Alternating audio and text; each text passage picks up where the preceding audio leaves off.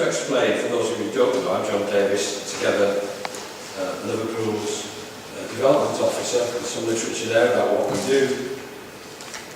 This year, one of the things last year we ran the Mayor's Conference, this year we ran a congress on asylum and refugee work, which was, I think, highly successful. We certainly got a lot more links, a lot more people thinking about what it's like to be an asylum seeker and refugee. This meeting today is part of the Social and Community Action Network, which I try and run 3 or 4 times a year, normally for clergy and lay workers, although I think we need a discussion probably in our trustees, Hillary's the chair of our trustees, as to whether we open it up to all and sundry, if this is the numbers that we get for not just Anglican clergy, ministers and lay workers. We need to look at that. This one today is really to follow up from the Congress. We've got a working group together again after the Congress, and we're also talking nationally now to the Church Refugees Council about getting some materials together for parishes and for local community organisations to help welcome asylum seekers and refugees. I'll talk a bit more about that later, but this today was for that. I want to start, if I may, playing a video from, I like the music anyway, I hope you do, from Dayton, Ohio. While I was doing this, somebody rang me up and said, have you seen the Welcome Dayton? Dayton, Ohio is a multicultural city that has a lot of asylum seekers and refugees, and they've got a Welcome Dayton initiative. And I'm hoping to go and see it when I go and visit Virginia in the next 6 months or so, our Link diocese, to have a look at it. But have a look at this, and it's to express, we obviously have rivers joining together with River in the City and all the other stuff that goes on in Liverpool. I thought this was quite pertinent.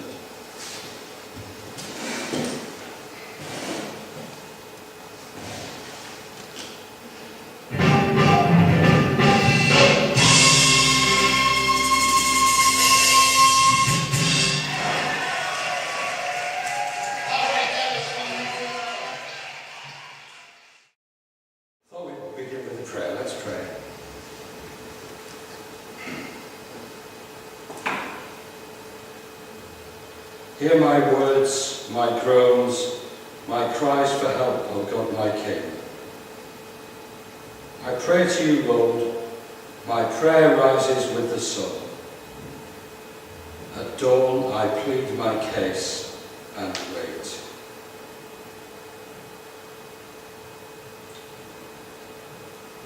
Pope John Paul II said, how can the baptized claim to welcome Christ if they close the door to the foreigner who comes knocking? Lord, no one is a stranger to you, and no one is ever far from your loving care. In your kindness, watch over refugees and asylum seekers, those separated from their loved ones, those who are lost, and those who have been exiled from their homes. Bring them safely to the place where they long to be. And help us always to show your kindness to strangers and to those in need. Through Jesus Christ our Lord. Amen.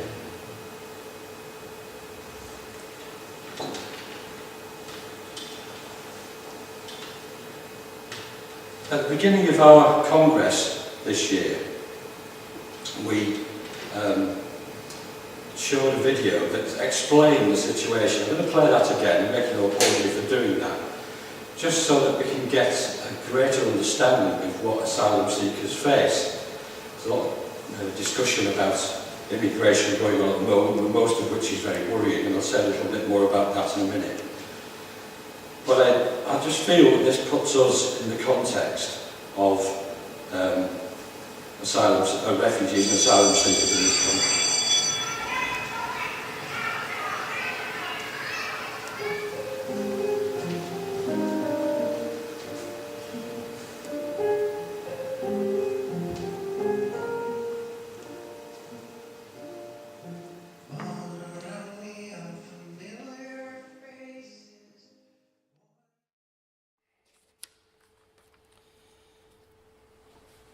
as I said, I wanted to do this today to put us back thinking about how it feels to be an asylum seeker and a refugee. And I do that in the context of what's going on seemingly nationally at the moment. One of the things that's concerned me the most over the past few months, having sort of absorbed myself into this subject, is the way that even the media don't understand it. They use the word immigration to cover everything. So, for example, about a month ago, there was a news report on the BBC that was talking about European people coming to work in this country and how difficult it was and how there were too many, and UKIP were coming up with what they come up with. There are too many, we can't keep doing this, and all the rest of it. But that was accompanied by a short sequence with David Cameron and Theresa May going with an enforcement team to raid an illegal immigrant's flat in London so that they can get them out of the country. And even the BBC don't seem to realise that every European has a right to come into this country and cannot be here illegally. Interesting, isn't it, that they put those two things together and used it for a publicity stunt, and even the BBC didn't realise it. It's quite interesting. My daughter used to work in Liverpool at the Red Cross, and she always said that the largest number of illegal immigrants, I don't know whether it's true today, but it certainly was 3 or 4 years ago, were Americans and Australians who jumped the terms of their visa to stay in this country. Now, why isn't that a problem? Why is that never put across as an issue? Probably because they're white, is my answer to that. But I'm very concerned to get across, and I think it's the responsibility of us within the church to do that, to tell the truth about this, to keep the subject focused on that's needed to be focused on. The asylum seekers and refugees set up in Liverpool is working tirelessly, including the Hope Plus food bank that gets inundated. And Nadine tells me that this week they've gone past 12,000 food parcels to asylum seekers and refugees. That's not to say there have been 12,000 asylum seekers and refugees. They can come 3 or 4 times for food parcels normally. But it's still obviously a huge problem. It's largely concentrated, Mike's here, it's largely concentrated in Kensington in Liverpool. And Serco are the company that are responsible for getting asylum seekers and refugees dispersed around the region. So they go for probably the cheapest properties in the easiest area. There are issues of transportation. If you've got just over £5 a day, and Refugee Action have got a petition out and are asking people to write to their MPs, they're talking about putting it up marginally. Is it £5.80 something they're talking about rather than £5 to put it up? It's not enough to live on. So people face destitution if they're refused asylum, if they're waiting for their refugee status to be confirmed. And as it said in the video, people can wait up to 4 years. We had somebody at the Congress who'd been here 7 years, and somebody who'd been here 13 years, living without money or resources. So it's obviously a huge issue. And we really wanted to air this today, both theologically, and I've asked Terry Drummond to come and give us some thoughts on the theological side of things, and also practically with Dave Smith from the Boas Trust, who's here, who houses failed asylum seekers in Manchester. Because we really do need to get our act together in terms of how we think about it, how we tell the truth to the community, and how we act upon it as a group of churches. I did challenge everybody at the Congress, and that there were professionals working in the health field. We had, I think it was 7 people from the enforcement team in the Home Office, 5 in uniform, and they got flack for it, and 2 undercover agents, one of whom said in his evaluation form for the Congress, I felt like the pantomime baddie in the room. And we said, well, if the cat fits, wear it. But I have tried since then to communicate with the team and to go down and talk to them, because they felt that they hadn't been heard at the Congress. It wasn't for them to be heard, it was for the asylum seekers and refugees to be heard.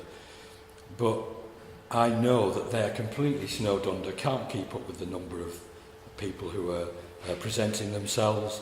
Serco are also snowed under and trying to find them easy hits, because presumably they get paid for doing it. And what I want from today and from the follow-up to the Congress is for people to spread out good practice and the truth around the region and hopefully nationally. We have some funding to look at some new materials to try and not replicate what's already been done, but to pull people together and come up with some new up-to-date materials that will help people to understand the misinformation that's often put out by the press and the media on this whole subject. And to try and get people to feel, well, how would it feel to you if you were in that situation? I mentioned at the Congress that I remember as a young lad being filled with admiration for my family friend, Auntie and Uncle, they were called, Auntie Doris and Uncle Bill, who took somebody in who'd escaped from Czechoslovakia. And the only memory I have is going round to their house and meeting this delightful young man who took me upstairs and showed me his suitcase, which was riddled with bullet holes. And I just thought, I remember thinking then, I must have been 7 or 8 at the time, that's very kind of them to do that. And the guy, the last time I heard from him, he was a senior IT manager in London somewhere, and he'd been contributing to the economy wonderfully. So that's the image that works for me in telling the truth about what's going on. And I'm deeply anxious too that we keep telling the truth. After all the celebrations, I was speaking about this the other week, of Mandela when he was set free and the rainbow country, we all celebrated the fall of apartheid and everything. But there are seeds of the very same thinking arising again in this country, which is very dangerous, anti-Christian, and I'm severely worried about. So as I say, we want to talk about the dangers, we want to talk about how it feels, and how we can do this better. I challenged the people at the Congress earlier on in the year, if we had multi-million-pound funding, how would we do it properly? And I hope Dave will address some of that afterwards. We're very enthusiastic in Liverpool. We're all throwing lots of time, energy and effort at it. Money's running out and it's becoming an increasingly difficult subject to talk about. When I was with some of the council leaders in Liverpool the other week, they were saying, how do we stop what's going on in Kensington, because it's causing unrest in the community because they feel overwhelmed. And the housing situation and the planning situation needs to be looked at. But it needs to be looked at too from the asylum seekers and refugees perspective. They want to be close together, they want to be close to services. They don't want to be farmed out around Premier Inns in Liverpool, which they were a year ago. About 100 of them were in about 6 different Premier Inns all around Liverpool because accommodation wasn't good enough. They want to be treated as human beings. And if we in the Christian community can't do that, we've got problems. I'm going to stop there. I'm going to ask Terry if he'd mind coming up and presenting his paper to us. Terry's the Bishop of Southwark's advisor on urban mission, I think. Public policy. Public policy, there we go. Yeah. Over to you, Terry. Let's give him a welcome. Thank you.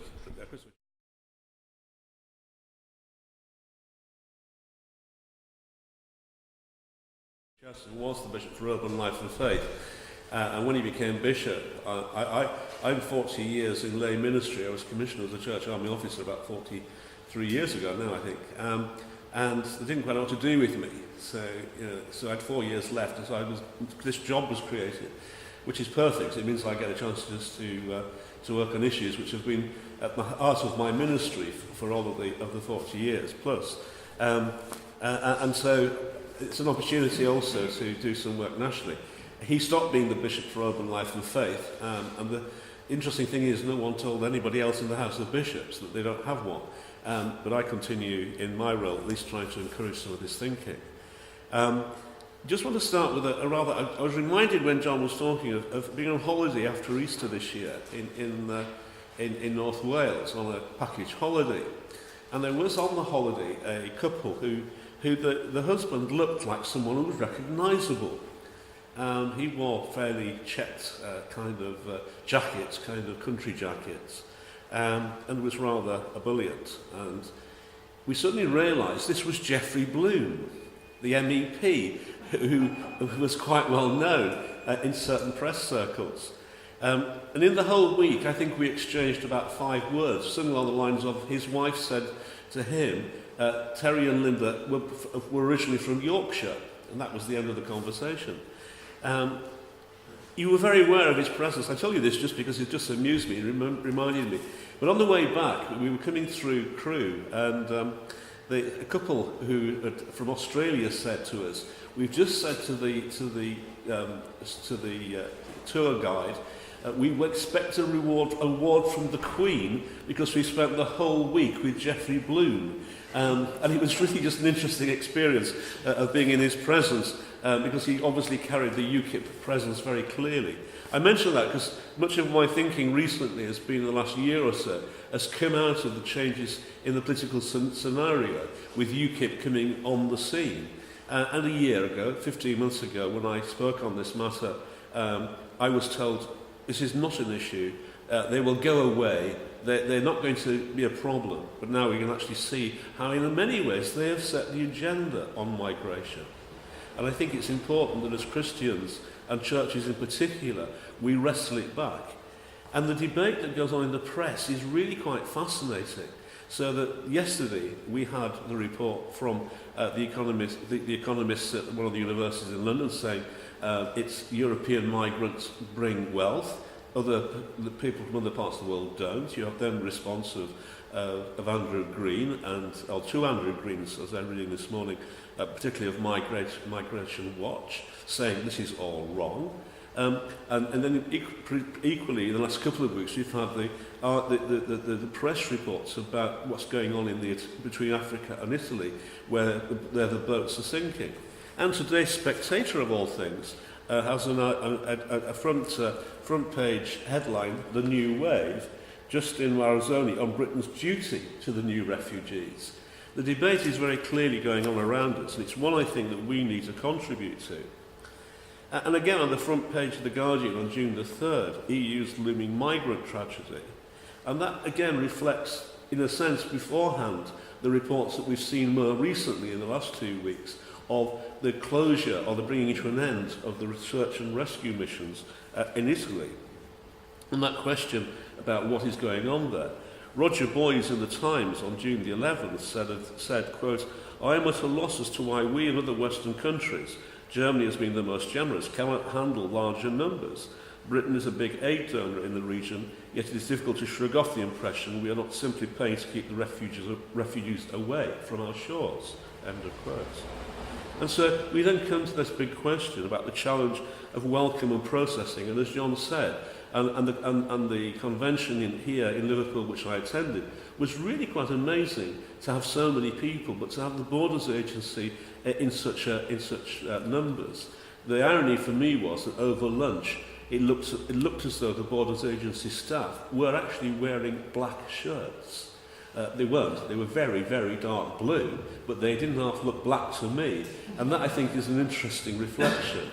And I think the other thing about the Borders Agency, and I've had quite a lot of contact over the last few years, when in Croydon, where I used to work, where Luna House, the well-named immigration office, you couldn't get them ever to come out of their doors and meet with anyone. And certainly a conference I chaired for the council, there was no representation. We then moved to the point where they became open to conversations, and in fact a friend of mine's son, who was then a senior member of staff in the agency, and did his best to open up conversations with people in London about how we could work together. And now, seemingly again, a kind of closing of the doors. One of our parishes was asked if it would host a meeting to encourage people to come to sign up to return to their countries of origin.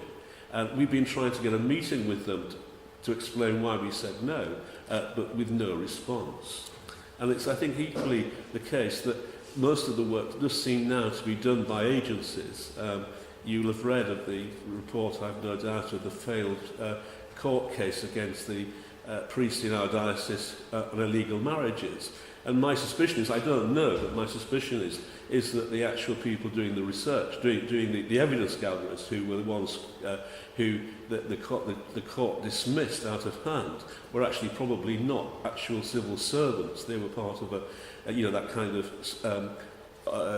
people brought in from an agency with no kind of commitment. Because actually, whilst the Borders Agency previously may be difficult to get to, at least the staff there were civil servants, and actually you could communicate with them. But of course, all of this as well is, I think, at the heart of where we as the churches come in, and how we actually get to try to challenge the government, particularly going back to the debate about the boats coming across from Africa to Italy. The kind of what kind of nation are we, or what kind of European, in the whole European nations, when we say, well, we'll leave them to drown, so that will send the message back to the people in North Africa, don't come because you will drown. It seems to me in there somewhere is a message that actually I would want to say is completely sinful, and we need as Christians to be challenging that. But also this debate that goes on in the tabloid press, particularly motivated by UKIP, who have set the agenda. For every political party and every debate, I have to argue that we need to go back and ask the question, well, what is it about? Well, how do we welcome, and as John has said, in terms of what's been going on here and the convention here, how do we begin to understand our relationship? Yes, we can open our church halls and we can offer space for food. And it's fascinating that in the Diocese of Southwark, one of our problems is there are so many projects that we don't know about. Churches offering a weekly meal, for instance, offering hospitality, a place for them for refugees and asylums to go to, seekers to go to. But we don't actually have that information just because it's going on and no one tells anyone. But I think underpinning this also is the question about what's about open borders. The Little Englander approach that says we want, to keep people out, that classic 19th century fog in the channel, continent cut off attitude, is one about saying, well, actually, if we are believers in open borders and a liberal philosophy, surely we want to welcome people and make them feel at home. And it comes for me back to the question of what kind of theology, what is our thinking in terms of as Christians, particularly in terms of the common good. And I want now to explore some of that in terms of what it might mean for us. And I do think it's interesting in this debate that all of the press, from different levels, obviously, are raising this issue. At least in The Guardian, you do get sympathetic reports about the problems, but the politicians seem, on the whole, not to want to be sympathetic. And then you have The Spectator, which at one point will run reports anti-immigrant, and then today runs a pro-immigrant. So there is a debate going on, but it's a case of how far we as Christians are involved in that debate. So I want to say to you that from where I'm coming from, there are 4 or 5 areas that we need to, I think, focus on. And the first one is human dignity. And this is to recognise that all humanity, without exception, and including, obviously, migrants, is about how we treat each other as equals. The press reports need to be challenged to say migrants do bring something to our society. They bring a freshness, a way of life.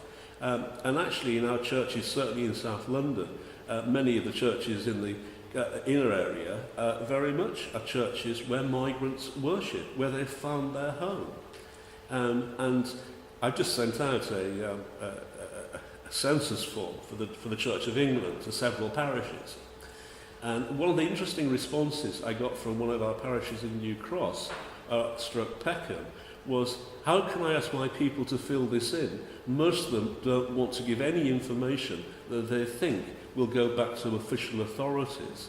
And the churches in South London do offer that, and I know here in Liverpool, offer that place where they can find dignity, find a place to be at home.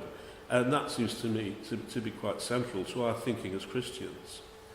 And then the solidarity, so that we work together for the common good, crossing boundaries and bringing people together from different denominations and across faiths, in meeting the needs of migrants, meeting them where they are, offering them support.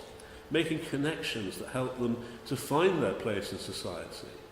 And often it is the churches at the port of call. And I haven't had it recently, but in the past I've actually had calls from clergy, usually on a Saturday, saying, what happens? One of my parishioners has just had his deportation letter. Though my favourite actually came from Bradford, of all places, when the Bishop of Croydon became the Bishop of Bradford. He referred somebody in Bradford to me, because he'd actually had one of his parishioners come, who'd had a letter saying, you're going to have to leave the country. And I think it's interesting that, obviously, what I found interesting was that they had to come to London to find the answer for Bradford. But it's about that solidarity, about standing side by side. But it's also subsidiarity about making sure that decisions are made locally and assisting local authorities to work together to offer a space of sanctuary, a place where people can actually understand each other. But again, the counter view is that certainly, I think it was kind of about 97, 98, when we began to see the really draconian measures being introduced. We had a meeting in Croydon about what should we do. And the local authority who were there said, we don't want you to do anything. We don't want them people to stay here. Being who we are, we got a couple of buckets, raised several £100 in one evening, and that led to a refugee day centre, which is still continuing. But the local authority, understandably, didn't want to increase their problems.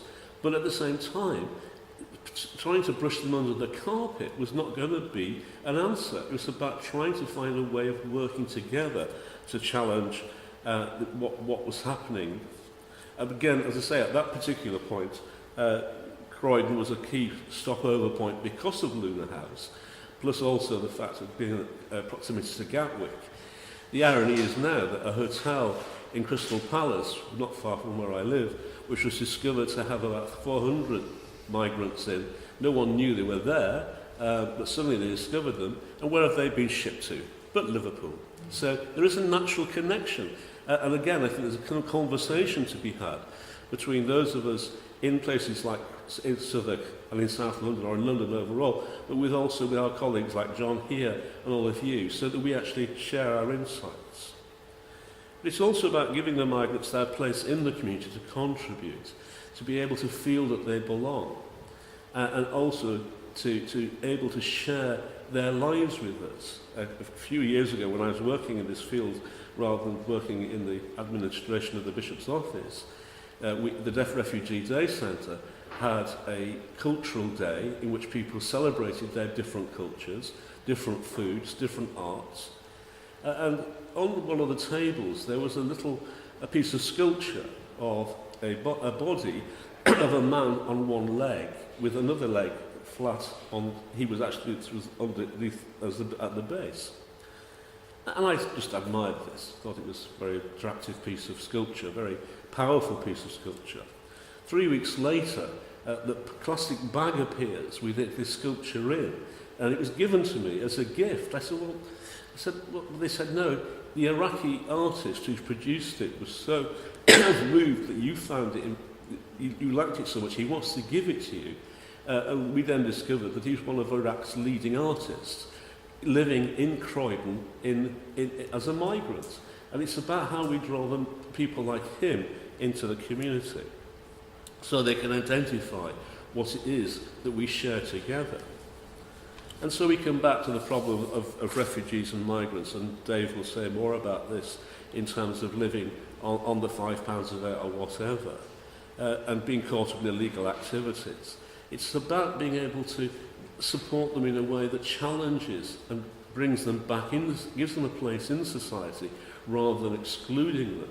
And it seems to me that as churches, we should be at the forefront of that debate, along with our partners in the other faith communities.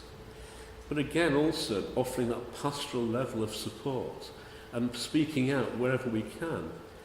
And again, a classic example, and this is one of the cases where I really, I suppose, became first involved on a one-to-one level, was the case of a woman who was arrested at a local supermarket where she was working part-time, taken to an immigration centre, Her husband was a PhD student in environmental sciences, working for Greenwich Council. The model that he developed in environmental science was being used by the local authority and being used in other local authorities, and he had no information about it and was literally planning to go home, back to the country of origin on the basis that's what they thought the answer was. 3 days later, and the parish priest was all the time trying to make contact, she was released without any information back to her family. But again, this is where the church was at the heart of the message. The parish priest was able to support the family, but also to try to chisel away at the authorities to make sure something happened. Something did happen, but we have no idea why. And so it's, again, about that level of pastoral care, but also pastoral action. In offering services, healthcare, being willing to be at the forefront. And also being there in a sense of saying, we are, as Christians, welcoming people, whoever they might be, wherever they might be from. And that's a challenge, obviously, counterculturally, to the political argument that we don't want anymore. They cost us too much. We want to get rid of them.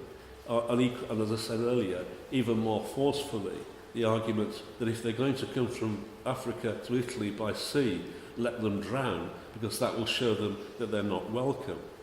What kind of society are we when we don't speak out against such evils? And it seems to me also that at the heart of the message is about challenging the assumption about migration, about making clear that we belong to a migrant nation. You may or may not have heard of the play England People Nice. It's a brilliant play at the National Theatre about 3 years ago. I saw it in the preview on the day it was reviewed. And actually the reviews were quite interesting because they were either very good or they thought it was racist. It was a play about one corner of Brick Lane, one building in particular, which started as a Huguenot chapel, became a Jewish synagogue, became a carpet warehouse, and is now a mosque. And it was built around that. And England People Nice was about how people down the centuries have been absorbed into English culture. They come here as migrants, contribute. And so you have the Huguenots who became the silk weavers, they contributed. You have the Jewish community coming in and they contributed and became part of capitalist society in every sense. And now the Muslims who are very much a part of that part of East London. But they again are moving out and creating a better life for themselves. So it's about, for me, trying to get behind the question. And there's a wonderful poem mentioned, quoted in Bloody Foreigners by Robert Winder, by Kipling. And it says this, quote, "But the Romans came with heavy hand and bridged and roaded and ruled the land. The Romans left, the Danes blew in, and that's where your history books begin." That whole notion, actually, that we are a nation built on migration, maybe is something we need to speak of. And finally, I want to turn to a comment of Giles Fraser's, which actually I think it was John who pointed me to this from The Guardian a few weeks ago, on October the 4th. And he was writing about migration and people in his parish, which is in South London, just down the road from about 10 minutes, 15 minutes down from London Bridge. And he says this, Jesus' answer to the question, who is my neighbour, the story of the Good Samaritan, and it's not some liberal lefty interpretation, it's basic Christian doctrine. In Christ, nobody has a passport. In Christ, nobody has a passport. In Christ, there is neither rich nor poor, black nor white, English nor Nigerian. We are all one family. And that seems to me to be at the heart of the message that we need as Christians to be able to get across to people, to say we are one family, we belong together. And the vibrancy that migrants bring to our culture is something we should be celebrating and affirming and not criticising. And I believe that if we are to build a just society, built on Christian theology, the migrant will have his or her place very clearly as part of our community. They are our neighbours, they are our friends, they are our sisters and brothers. And we should expect to treat them as we would expect others to treat us. That is the message of the gospel. And as Christians, the challenge is to take that into the public domain, be it the local authorities or be it government. And most certainly, it's at the heart of the message. We need to be able to argue in the period running to the May general election, or otherwise the use of language like swamped will become part of public discourse. And we need to say this is just not acceptable, because at the heart of it is we believe in something far better, which is based on our understanding that we are a family under God and therefore sisters and brothers with each other. Thank you.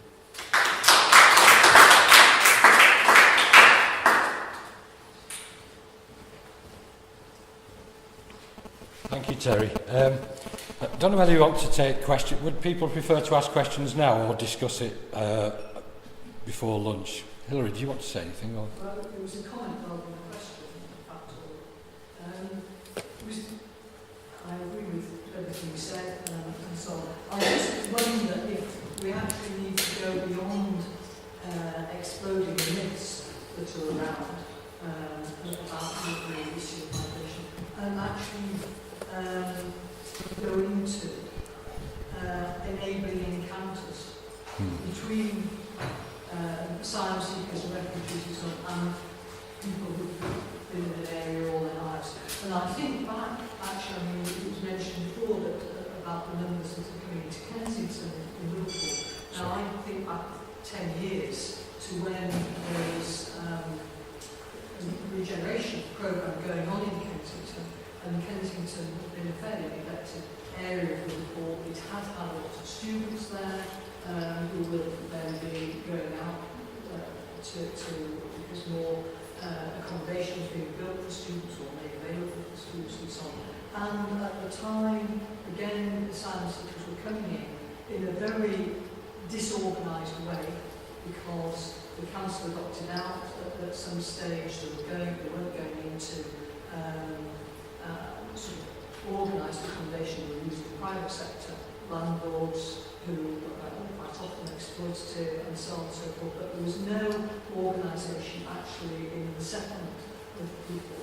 And it was interesting at the time because the regeneration programme was going on, and it was sort of somewhat taken by surprise by this, not surprisingly, but they appointed somebody specifically to try to look at all of this. Now, and the sorts of things that this chap was doing, working with schools, for start, because perhaps a lot of the families in the Roman families, for example, so the children in schools, and encouraging more multicultural events and so on.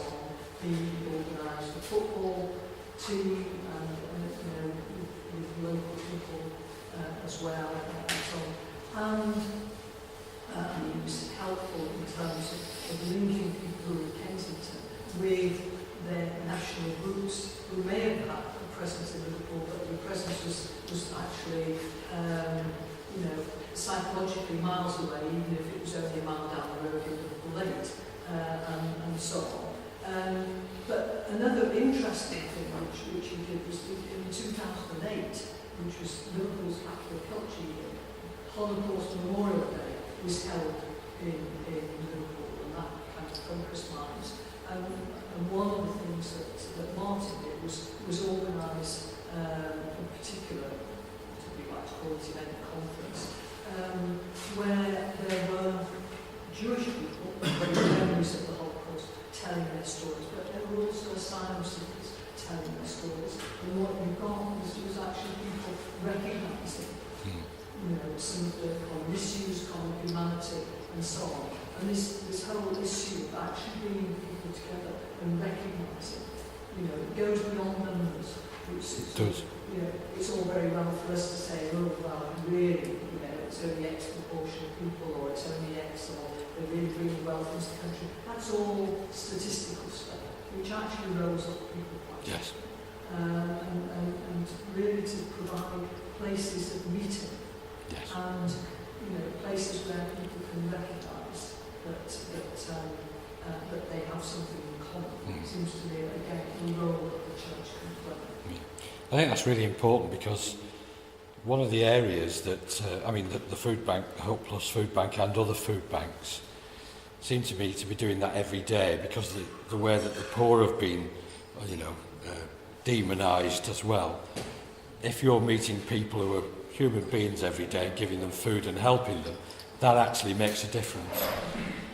I just want to, before Dave comes, I just want to go through some of the stuff we did at the Congress, because that's precisely what it was designed to do. Just to show you where some of our speakers came from. We actually put them on the map. That came from different parts of the world, different parts of Africa, Pakistan. Iftikhar was a fully qualified solicitor who couldn't seem to get a job over here because his qualifications weren't recognised. And Mamadou Silla was the one who made us all cry. A delightful young man who'd been here seeking refugee status for 7 years, who wanted to marry, have a family and settle down, but couldn't because he felt like an alien living in the country and was moving around, didn't know what to do with himself. And we all had to stop for a pause to let the tears flow and then say, they're not doing this in our name. That was quite interesting. And then Louise Ellman, really interesting, the speakers we had. The Lord Mayor of Liverpool, Erica Kemp, came and sort of declared the thing open. Her grandfather came from Italy, moved from Italy, walked through Italy to France, got on the ferry, came across, ended up in Durham, or Newcastle I think it was, and set up a gelateria, which is still an Italian restaurant there. Louise Ellman's family came to escape the Nazis during the war. She's of Jewish extraction. And even Frank Hunt from the council, who he had as a speaker, who's the chair of the Mayoral Poverty Commission, his mother came from Irish stock and his father came, I can't remember where he came from, Spain, Spanish stock. So all the speakers, although very much a part of Liverpool, were all from immigrant extraction.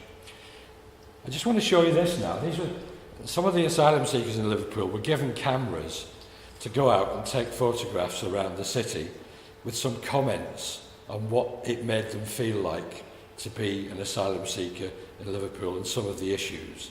Have a look at these. They've got their own comments, they don't need me talking over them.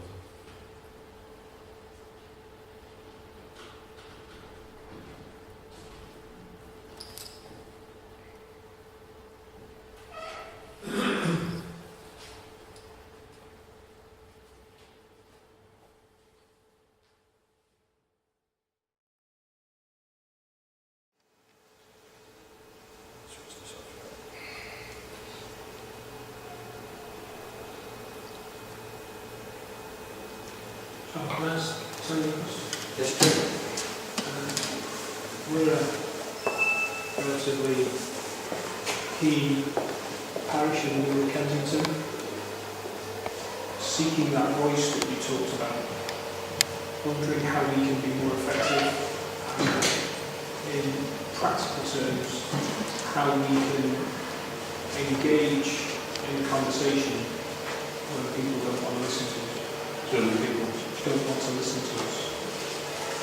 I think that the group on that trying to bring people together and just try to have that conversation. But also it's about trying to get some authority, getting authority to listen as well. Yeah, that's what it's going on. But I think that is the real problem. Is just getting people to actually be open and have the conversation. It's going to work like it. Keep doing our best to do it together. It's as you say, it's a struggle.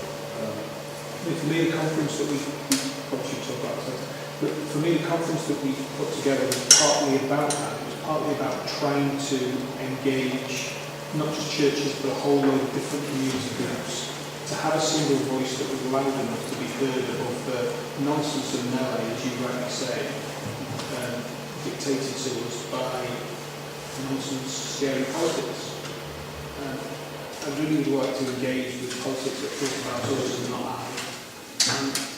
And I'm a bit of a loss to know properly and effectively as a church leader in Kensington how to do that.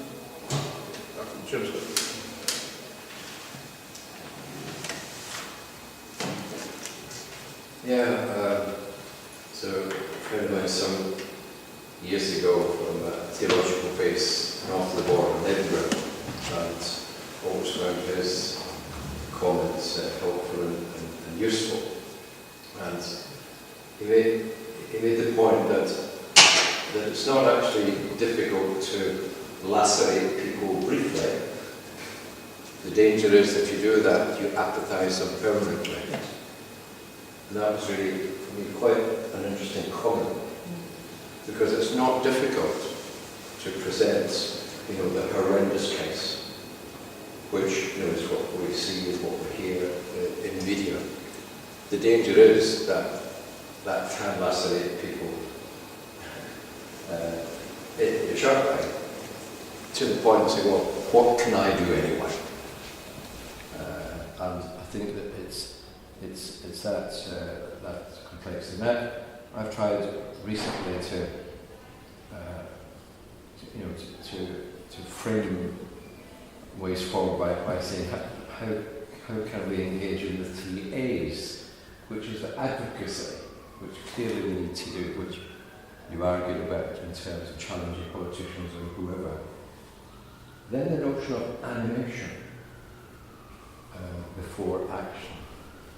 Because I think there's quite a lot of reasonable actions around, by churches and others, but in a sense, this notion of animation, giving zest to, giving life to people in churches to think about the aspects. So there's another notion there called animation, which is slightly different from advocacy, because ordinary people in church say, well, I can't advocate, it's not my thing, or, big job to involve in the action. But what does it mean to,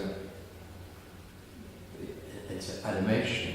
And I think we were thinking in a deeper way of the influence of people from other cultures, certainly over my lifetime. And the whole world of food and eating, the animation of that, has absolutely transformed our society. And in a sense, I think chicken masala is the most common chosen English meal. So in a sense, there has been that transformation through animation of food and eating. The other part of the framing is actually as being clear of what kind of models of learning are we able to identify and think about and work through models of learning. And some projects, we touched on a little bit today in Terry's speech, but in the northeast of England, where a refugee asylum seekers project called Crossings, and have a look at it on the screen if you wish later. It's actually working with asylum seekers and volunteers to run workshops in schools around music and around other issues. And that's a systematic involvement in schools. Involved in that. And that's obviously a longer haul job over time, but that will work. But the other aspect of models are models of disturbance. What kind of models of disturbance do we use in relation to the more affluent communities? How can we disturb both the apathy and that? In a sense, can we think of ways that refugees and asylum seekers can find ways to tell their stories in their affluent places? How can that be done? What kind of models can we do that through? On poverty issues, again, in the North-East, where it's a little bit of a challenge to Cuff's community assets a little bit, of actually seeing the people who live in Korea as the trainers and the enablers. We would perceive them as the trainers and enablers, and find ways of them telling the stories about their communities and where they live, because they have a richness. There's absolutely no evidence of spiritual weakness in Koreans. There's no disrespect in that. So if we assert that kindness, solidarity, love and sharing to our community groups is a sign of the kingdom, then how do we say that group it's perceivable. And likewise with refugees and asylum seekers. So, you know, the other part which Church Acting Poverty very helpfully expressed some of the things that Terry was saying in your film was showing of how to identify the living ghosts, which I found quite challenging and helpful expression. There are people in the community who don't have an identity legally, the living ghosts, and in a sense are entitled to in our few services, but legally they're not entitled to the services. And as I said, the projects which I mentioned, the North East, literally advertises on the web that you can claim your expenses to come to see what's going on. So in a sense it deals with the business of access and how that can happen. And that's some unusual animations that you come and find it on, and that tells what your expenses are to get there, and the resources there to make that possible. But I think the models of disturbance are really interested in, and the models of learning, and what do we take from our kind of theological base that helps us to perceive an inversion really in terms of the strengths of the people as educators and learners, and if we take that function. Thank you. That's great. I think I would like to see some of that afterwards. But can I hand over to David now? First, I know that it's not just a Liverpool thing today, but my conversation with Mike earlier, he was telling me what's going on in his area. And I've been involved here, particularly in the cathedral, and we've tried over the years different conferences, asylum and so on. I've been to Manchester, to the Boas and so on. We still don't know what is going on in our city. I didn't know what was going on, and I've been here all these years. I know what's going on here, and but who knows in Liverpool what is going on? Does anybody know? Well, I think from the Congress we had and on the meeting we held virtually 14 months, I think, of meetings leading up to the Congress with the different organisations that were, and some of it was very frustrating because some of them are just trying to survive as an organisation. Asylum Link does a lot of work every day with asylum seekers. Yes. The Hope Plus Food Bank now almost twice a week does lots of work with them, and there's increasing work.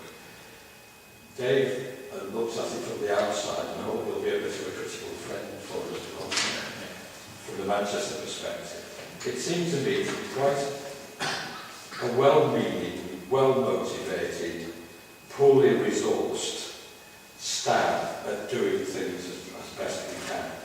And I think what I'd like to engender through things like this, get communities involved and asylum seekers coming face to face with officers of the enforcement agency and all this, is a dialogue. And I'll throw it out again. How can we do it better if we have the money? Because unless we can do that, we can't get a strategy together, we can't get a funding together for the services, nor can we do it. But my role is working against poverty with the churches across the diocesan area. So I also want to engage with the schools, with the community groups and with the churches to do the bottom-up stuff as well as the top-down. And it's trying to get that balance. But I think that's a fair assessment. I'll hand over to Dave. You can carry on with that and talk to us a little bit longer. Is that right?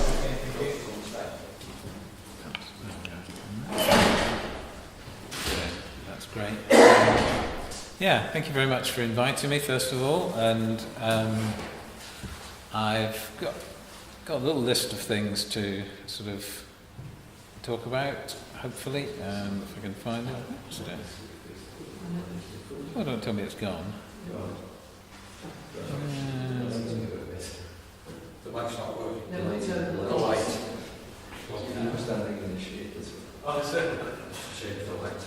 That's amazing. I've just deleted my notes. There we go. Obviously, God doesn't want me to preach from the notes, so to speak from the notes. But I'll give you a little bit of history, first of all, about how I got involved with asylum seekers and about the Boas Trust and why we exist, and then just chat about some general things and about networking, which is what I'm primarily involved in nowadays. My first encounter with an asylum seeker was in December 1999, and I remember it just like it was yesterday.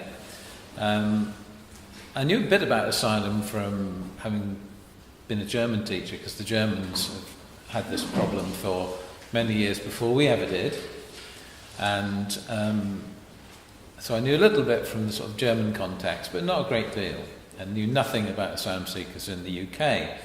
I set up a charity called the Mustard Tree, which was working with people that are marginalised and homeless. We had a resource centre in Manchester, and so we were giving out free clothing and bedding and all second-hand stuff and bits of furniture and trying to help people in any way we could, really, in this old mill. And one day there was a ring on the buzzer, and I went down to the end of the corridor because it was quite a long way down, and there's a very little guy. He was probably about 5'2" or something, and clearly not British, very smartly dressed, and somebody had told him to come there because he could get free stuff. And it turned out that he was from Iraq, and that he had actually been... I got his story over a period of time, because at that time they were getting £35 or £30 or something in vouchers. And you could only spend those vouchers in 3 places in Manchester. One of them, he'd been given a flat on the 14th floor. It was a 1-bed flat on the 14th floor of a block of flats in Hume. And there were 3 places you could spend the vouchers. One was in North Manchester in Cheetham Hill, which is about 5 or 6 miles away. One was in Old Trafford, and one was in Whalley Range. That was the nearest, that was 2 miles. And of course he had no cash. So you had to walk to the continental stores, and the only thing you could buy there was food and maybe a pot or a pan or something, and some cleaning stuff. And that was about it. No clothes, no furniture. And the only thing they'd given him was a cooker and a bed. Nothing on the floor, no curtains, nothing to sit on, apart from the bed. Absolutely nothing. That's all he'd got. And the Manchester Asylum team were supposed to be looking after him. And so he came, like, twice a week to get bits and pieces just to build up his flat. And as he did, he sort of explained to me where he'd come from and why he'd come. And it turned out that he'd been an eye surgeon in Saddam Hussein's army. And he had been asked to go to the death camps. I don't know why they asked him particularly, but they asked him to go to the death camps, because there were 3 apparently that Saddam Hussein used to bump off dissidents and intellectuals and Kurds and things like that he didn't like. And he was asked to go and sign the death certificates, and he said, "I don't do that, I'm an eye surgeon." No. And he got a visit at night from 2 heavies. One was the local policeman, and somebody else who he assumed was from the sort of secret service. And they suggested that he really ought to do as he was told, otherwise he might be in trouble. And so he went, and he didn't actually look at the bodies or anything. He signed the certificates without putting a cause of death on, and because he'd not done that, they arrested him and put him on death row. And it's quite a long story, and you'll find it if you want to read more, it's in the book, so buy the book, okay? But basically, he managed to escape from the prison. His wife had already sold his 2 cars, because he was fairly well off, and arranged to get him out through Turkey. Went through the Kurdish area, north of Iraq, into Turkey, the back of a lorry with I think there were 6 people in the lorry, and eventually he gets let out in Paris. Last one out, let out in Paris, and given a ticket to get on Eurostar, and it cost about $5,000 for this, which was sort of the going rate. And he was walking up to Eurostar with his ticket, and the guard stopped him. And this is before Sangat, and before all the security, and before all the xenophobia and stuff that was happening. And the guard said to him, "Show me your passport." And his passport said he was Greek. And so he showed him this passport, and the guard looked at him and said to him, his French was better than his English, by the way. He said, "You're not Greek. Say something to me in Greek." And this guy had the presence of mind to say to him, "If I say something to you in Greek, will you understand it?" The guard said no, and he said, "Well, there you are then," and he let him on the train. And that's how he got to the UK. And I believe it because nobody would make that up, basically. If you're going to make up a story, you wouldn't make up that one. And that was the first guy I'd ever met. And he then told some other people. I think the first ones he told were some Afghans, and they started coming because they hadn't got much either.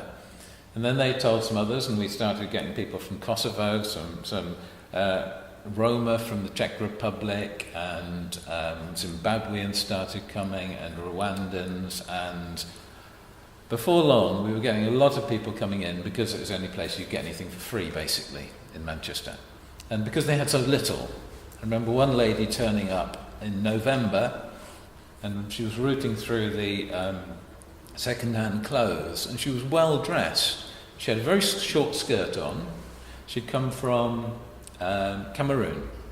Short skirt and a lovely little gold bag, like she'd, and I thought, this is very strange. I got talking to her, and she said she was an owner of a boutique in Cameroon, which sort of fitted, with the way she was dressed, and that literally she had to get out so quick that was all she brought with her. And there she was in November in Manchester, rooting through second-hand clothing. So we learnt a lot very, very quickly, or I did. And sort of fast-forwarding, 2003, by that time about 60% of the people coming in were asylum seekers and refugees. Heard lots of stories, found out how badly they were being treated in this country. On one occasion, there was a guy from the Czech Republic who'd got a wife and a son, and he said that he'd not had any asylum benefits for 3 months. And he gave me the number of the benefits section, and I rang them 40 times, and not once did they pick up the phone. In 24 hours, 40 times. That's not the record, actually, because since then, about 2 years ago, now our chief executive at Boaz beat that because she rang 150 times a Home Office number without anybody picking up the phone. So it still happens. But 2003, the government, in their wisdom, decided to have another Immigration Act. Every so often, about every 2 years, they bring out a new Immigration Act, and each one makes it tougher for immigrants in this country. I think they've had about 6 in the last 10 years, something like that. And this particular one said, Section 55 of the Act, 2002, and they said that if people did not claim asylum as soon as reasonably practicable when coming into the country, then they would not be supported. They would get no cash. And we knew that 80% of the people who come into the country do not claim asylum at the port of entry. And often they can't actually prove when they came in, because the agent that brings them in takes the passport back and leaves them at a bus stop or at a train station and says to them, "I'll be back in an hour, I've got a bit of business to take care of," and never come back. And then they can't prove how they got in because they have no passport, nothing. The passport is usually a false one anyway. So we knew that would be absolutely disastrous, because if people couldn't prove when they got in, then they couldn't prove that they had claimed asylum as soon as reasonably practicable, and therefore they would be destitute. And so there was a lady coming in from the Red Cross. She used to bring people in pretty much every week, and who'd got nothing. And so she came, and we got talking about this, and she went back, and she was very good at blagging stuff off her superiors. And so she got talking to them, and she got them to agree to give us some money to set up a destitution project. And in March 2003, it was the first project in the country of this nature. It was set up in our offices, and we went and got some some food from the supermarket. They provided the money, the Red Cross initially, and we got some food and started offering food parcels. And the first week we had 15 people turn up for food parcels, and every week the numbers went up until by July that year, so within 4 months it had gone up to 85, coming on a Thursday afternoon, and by that time it was sort of swamping what we were doing really as an organisation. And we discovered during that time that actually most of the people were not being refused asylum because of the Section 55, but had been through the process and had been refused and not returned to their country of origin. At that time we didn't have a spare room in our house. We had a sofa bed, and so we started putting up people on our sofa bed, not for very long usually, but we had a child soldier from Uganda. He was about that wide, and he was about 18, but he looked like absolutely solid. You know, he could have broken my neck with one finger, but he was a really gentle guy. And we had a lady from Style Prison who they rang up and they said, I'm really sorry, but we've got this lady here, and she's from Nigeria, and she's being released tomorrow, and she's 9 months pregnant. Can you help? Why they hadn't done anything before that, I don't know. So she stayed on our sofa bed until she was about to give birth, and we got her into hospital. And so it was things like that. And a friend of ours said, well, I've got a spare room, and we could put some people up. And so I don't think they slept that first night because they weren't sure what was going to happen, but they put folks up. We didn't have any policies, any procedures, anything like that at all to start with. They came later, but we just sort of did it because people needed to be helped. And that was sort of the start of our hosting project. So, and then I started to think that it's getting too big for what we're actually doing in the Mustard Tree. And my situation changed a bit, and I left in April 2004 to start up the Boaz Trust. Initially, we didn't have any money at all, and it was just a few supporters really. Because I've been working in the sort of voluntary sector for about 10 years or so, since setting up the Mustard Tree, I got lots of contacts within the churches in particular, and a number of those were sort of willing to help out. Also the church where I was at, they were very supportive, and they said after a while, well, you know, you can use a room in the church. That can be your office, and so I went there. There weren't any asylum seekers within about 3 miles of the church, unfortunately. But and then they said, "What are you living on?" I said, "Not a lot. My wife's salary." And so they said, "Well, we'll fund you for 3 months." And so I've had 3 months' salary, and during that time, started to apply for funding. A friend came to help out 1 day a week, and I started to go to as many meetings as I could, just to tell people about what we were doing, what we were planning to do. And so I went to a leaders' lunch, which was happening sort of every month at one time in the churches in Manchester, and it was one lunchtime, and I said to the guy who was running it, "Can I tell people about Boaz?" And he said, "Well, we've got a pretty packed program. We've got 5 minutes." And so I spoke very quickly, and this thought just popped into my head. I know where it came from, but. And it was the last thing I said before I sat down: if somebody's got a house to give us, see me afterwards. And I sat down, and the guy sat down next to me. He said, "I've got one." And he was a Chinese pastor, a Chinese church in Manchester, who'd bought a house to use for students that were coming over from Hong Kong. And they'd made a bit of a mess of it, and he was going to do it up, and hadn't got round to it. It'd been empty for 6 months, and he said, "There's £5,000. You take the 5,000 quid, do it up. If there's anything left over, you can use it for whatever you want to do.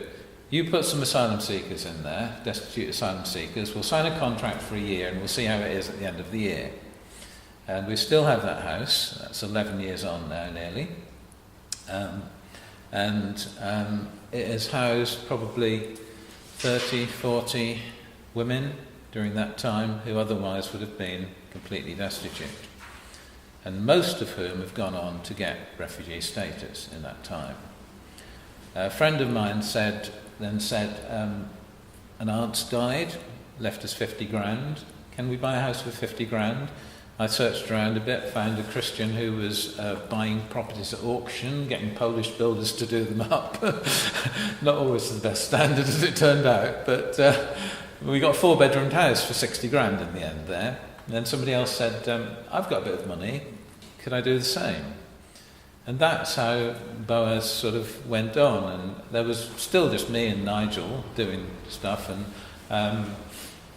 over the years we've changed quite a lot of what we've done. We've made it more professional. We've actually got policies and procedures and things. And there have always been hassles because people never understand what you're doing.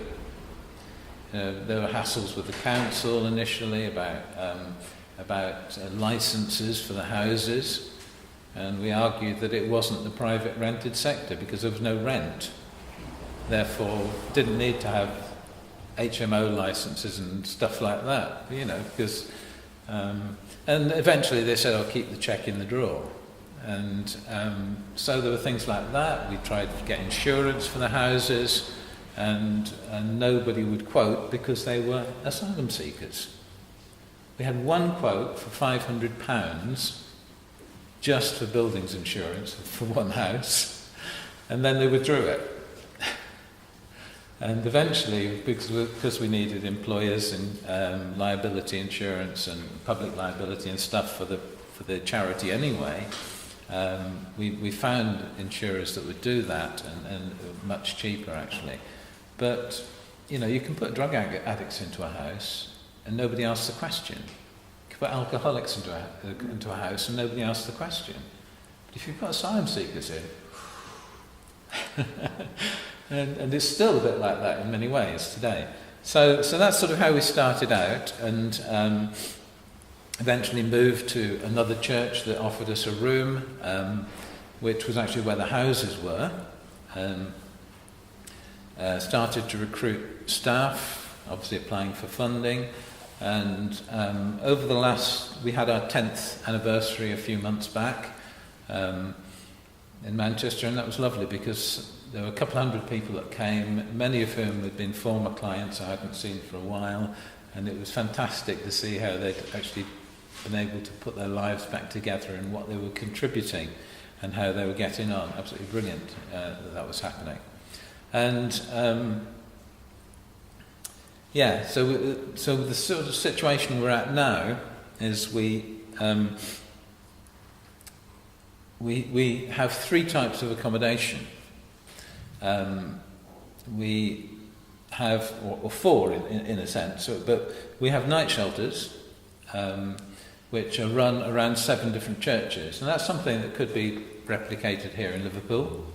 So it's 1 night a week each, and that's the sort of emergency, so that you get people who would be on the streets or really desperate, and that's for them. We do it for men only at the moment, and we can take up to 12 men.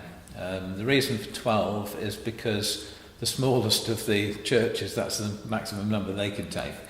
And they all meet at the Quaker Meeting House in Manchester from 6:30 onwards. Somebody comes to pick them up either in a minibus or 2 or 3 cars around about 8:30 back to the church, and they get a meal, hot meal in the evening. They bed down for the night in the hall or wherever, and breakfast in the morning, and they're out again about 8:30, and either taken back to Manchester or given the bus fares to get there.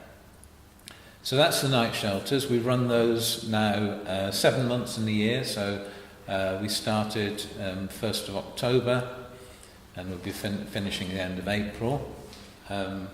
Mainly because people need a break, because it's quite, sometimes it's the same people doing it. But what it has done is it's totally energised some of the churches. A couple of the churches, which were fairly sort of dead really before, they absolutely love doing it, and they've come alive and they've got engaged with the asylum seekers themselves, and they really are on fire compared to what they were 2 or 3 years ago. So it's a tremendous way of engaging people with folks on the ground. It would be a lot easier to have one venue. A lot easier logistically and so on. But, you know, it brings so many people into contact with asylum seekers themselves that that's one way of getting the message out. So there's the night shelters.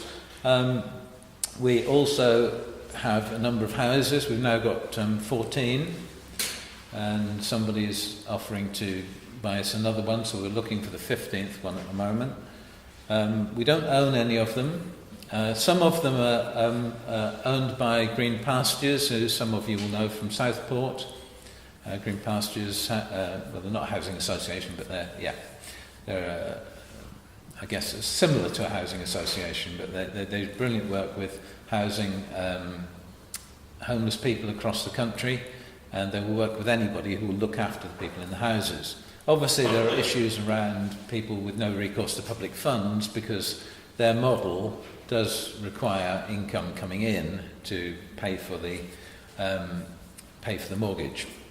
But they've been brilliant with us, and 2 of the 4 houses that are owned by them, they've actually given us free of charge. And the rest of the houses are all owned by individuals or families. In one case, there was a United Reformed Church minister who was moving her parish to Macclesfield, and there was a manse involved when she got to the other end. So she said, well, I've got a house. Would you mind looking after a house for us? 4 or 5 bedroom house, I think it is. Nice area of Burnage in Manchester. And we've had that for about 5 years. And so we've got, like I say, 14 houses. What we have done over the last few years is we've used some of the houses for refugees. And we're trying very hard to become more sustainable, because most of our funding comes from grants and trust funds and so on.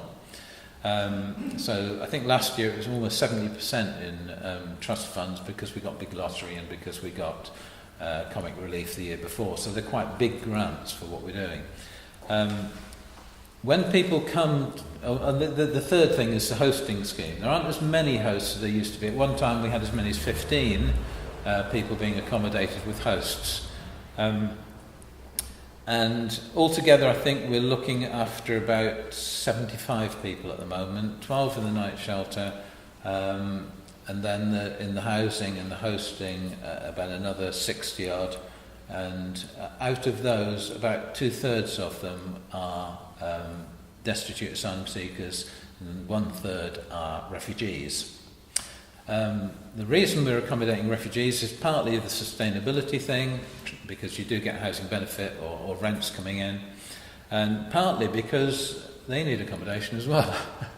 Because over the last few years, what's happened in a lot of authorities is that they now can tell people to go private.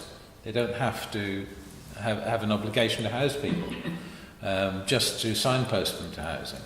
So what now happens is we often get people in the night shelters who've actually got refugee status, because it takes 6 to 8 weeks on average to get your benefits coming through. And you don't have any money to put down on a deposit if you're going private, and the council will only put you up in a grotty B&B somewhere where you're probably sharing with a drug addict or something like that, which most people don't want. And if they do go there and then decide to leave, they've made themselves intentionally homeless, according to the council. So you can't really win. So we get a number of people with refugee status who are staying in the night shelters, which aren't for them at all, really. So there's that, and so altogether there's about 75 people we're looking after. When people come to us, we used to let people stay for as long as they wanted or they needed, and our record was 5 years, I think. But we don't do that anymore. We have a very more concise system that we try to move people on within a year, because otherwise you get a blockage, and sometimes people aren't proactive actually helping themselves to move on. We have a solicitor working with us who's extremely good. He gives us 1 day a week We do pay, but not a lot, and so he is absolutely brilliant. So if somebody comes to us, then we operate a thing called catch, hold, release. The catch is like before they hit the floor, basically, before they hit the ground, and so we just take them in, and in the first month, then there are things like finding them a doctor, because often they haven't got a GP any longer. There are often hospital appointments they need to attend. It's sorting out their papers, if they've got a solicitor, liaising with the solicitor if they haven't, putting them in touch with our solicitor, things like that. That first month is an orientation sort of period. We expect people as much as possible to actually engage and try and help themselves, and then there are reviews every 3 months after the first month. So then there's the hold phase, and the hold phase is that sort of time when we're trying to do something with their case to see what we can do. Sometimes there's actually very little that can be done. Occasionally we find that people don't have much of an asylum case. It's pretty rare. If we suspect that at the beginning, we probably wouldn't take them, but often you can't find that out until you've got them, and you don't want them on the streets. So we look at the case, and if they really haven't got a case or anything that we can do much with, we'll give them 3 months' notice. And generally that gives them time to think about what they're going to do, about whether they want to go back to their country, which most people don't want to do, or if they can find a friend, and often they can actually do that within that amount of time. It's rare that we actually have to throw people out. We don't have much trouble in that sense in the houses. There are always conflicts in the sense of cultural issues and things like that, but we've only ever had, I think we've claimed on insurance once because of something that somebody with mental problems did, sort of vandalising one of the houses, and that's in 10 years. So we've had virtually no problems in terms of insurance claims or anything like that. Also in the hosting scheme, I think I counted at least 200 people who've been hosted, maybe 300 over the 10 years, and we've had one report of theft in that time. So hosting asylum seekers actually is not that difficult. It can be emotionally draining, but it's not dangerous if it's done well. And then there's the release phase, and like I say, we try and get people released, hopefully to refugee status within a year. Often that's not possible to do. If not, into Section 4 accommodation, if that's a possibility. Although that's fraught with all sorts of problems, because now Section 4 can be anywhere in the country. Obviously it's a cashless system, so you don't have any cash, you've got to spend your money in Asda or Tesco or whatever. And recently people have been sent from Manchester up to Glasgow. Plymouth was the last one. So if people say, really, I don't want to go to Plymouth, we're not going to insist they go, because their friends are in Manchester. Their community is here, and going 300 miles is ridiculous, really. So there are issues around Section 4. We don't always insist that people move on. So that's basically what we're doing. We've got 10 staff now. The sort of structure is that we have a chief executive in charge of all the operational stuff and local networking now. I'm sort of out there somewhere doing more national networking, campaigning, and I'll talk a little bit about that in a minute. We've got a housing manager who looks after the actual housing stock, and then beneath them there are caseworkers, male and a female caseworker, because it's absolutely crucial you have that one-to-one work going on all the time. So they operate a thing that's called Boaz Life, which will consist of things like house meetings and well-being sessions and all sorts of things around health and understanding Manchester and been taken out on tours of places you can go for free and all that sort of stuff, integration and so on. Full-time fundraiser. We've got a reception and office manager. The reason for the full-time fundraiser is because they pay for themselves 10 times over. You know, it really is worth getting somebody to do it on a proper basis. We've what else have we got? Oh yeah, we've got a part-time admin, finance person, and we've now got a community engagement officer who's doing a lot of work with the churches, trying to increase the connections and the giving and so on. So that's probably not everybody, but I can't remember the others. Oh, and the night shelter coordinator is part-time as well. 2.5 days a week for the 6 months, 7 months.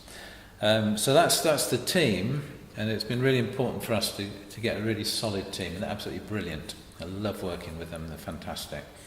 In terms of what I do, I've got involved in a lot more sort of national stuff.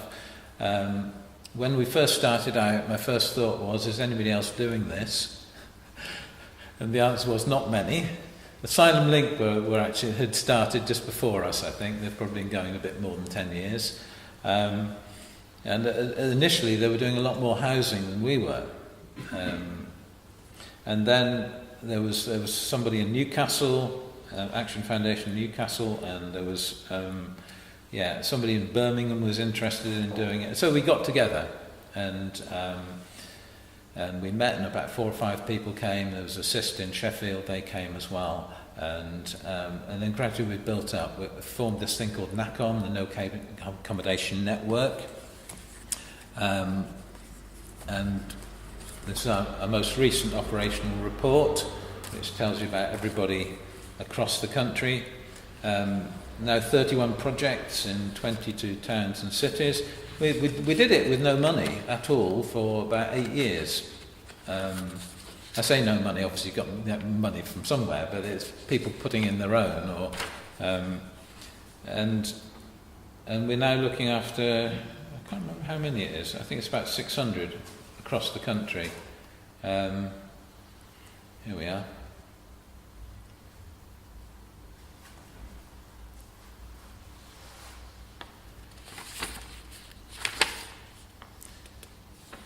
Oh, it's 522 this year. Last year it was 374. So we've gone up. And of those, 292 are refused asylum seekers, 186 refugees, and 30 other migrants in the groups. Because they all work in different ways and all do different things, but together we're actually making a small dent in the thing. So 522 out of probably 50,000 in the country. So we've got a long way to go, but we're getting there, and we are building towards it. And we've got we're working on a sustainability tool and a model of accommodating refugees along with some destitute asylum seekers to make it viable. And that's the way we're sort of going at the moment.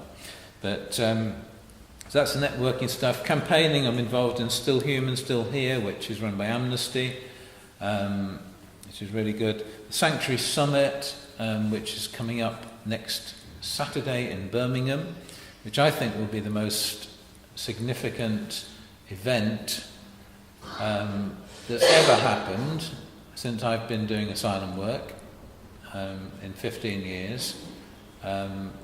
Hopefully there will be around about 250, 300 people coming to the Birmingham Christian Centre, and from right across the sectors. So it's people working with destitute asylum seekers, some of the larger organisations like Refugee Action, Refugee Council, and so on. Some of the networks, City of Sanctuary groups, detention groups.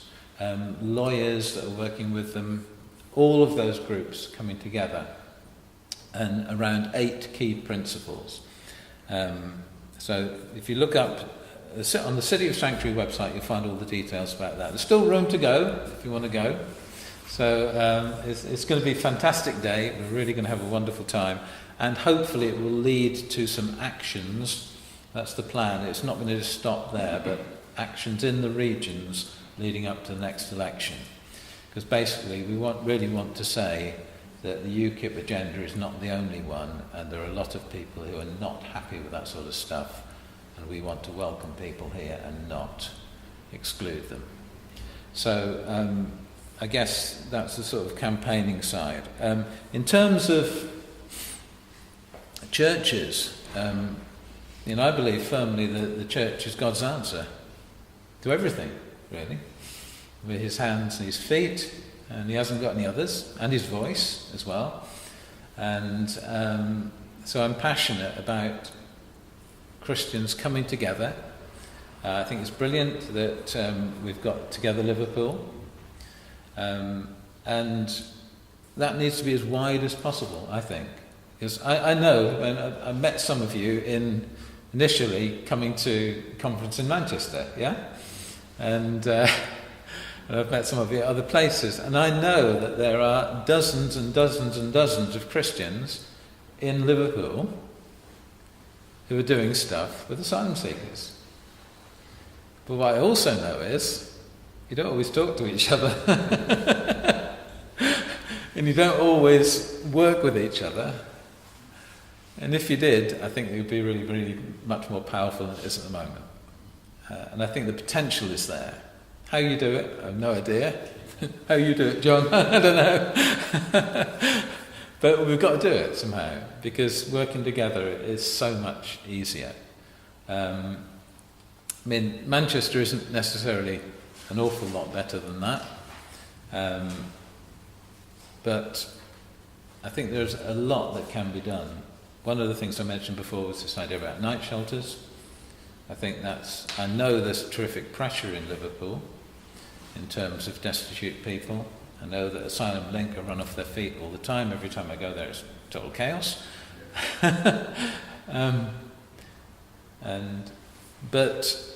there's the capacity within churches.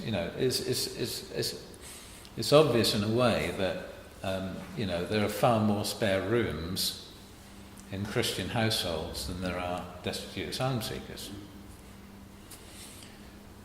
So that could be an answer. There are lots of church halls that are not used every night of the week, and that could be an answer.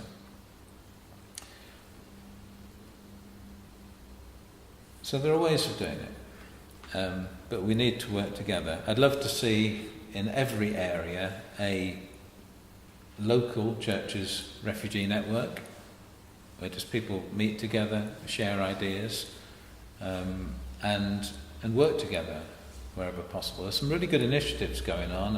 I met with the guys from Imagine, what's it called? The Imagine If Trust, isn't it? Is it Frontline? Is it Frontline? Yes, it's Frontline. They came over to Manchester to see what we're doing. They're doing some great stuff and thinking about what they can do with asylum seekers. And I know Lighthouse are doing some stuff as well, and I was talking to a lady at the conference from there about what they might get involved in. But it's actually working together on this that's going to be really important. One thing I think is difficult, but also is a tremendous opportunity, is the fact that you've got the initial accommodation here in Liverpool. Because what we've discovered is that 90% of the problems in the asylum system are because of what happened right at the beginning.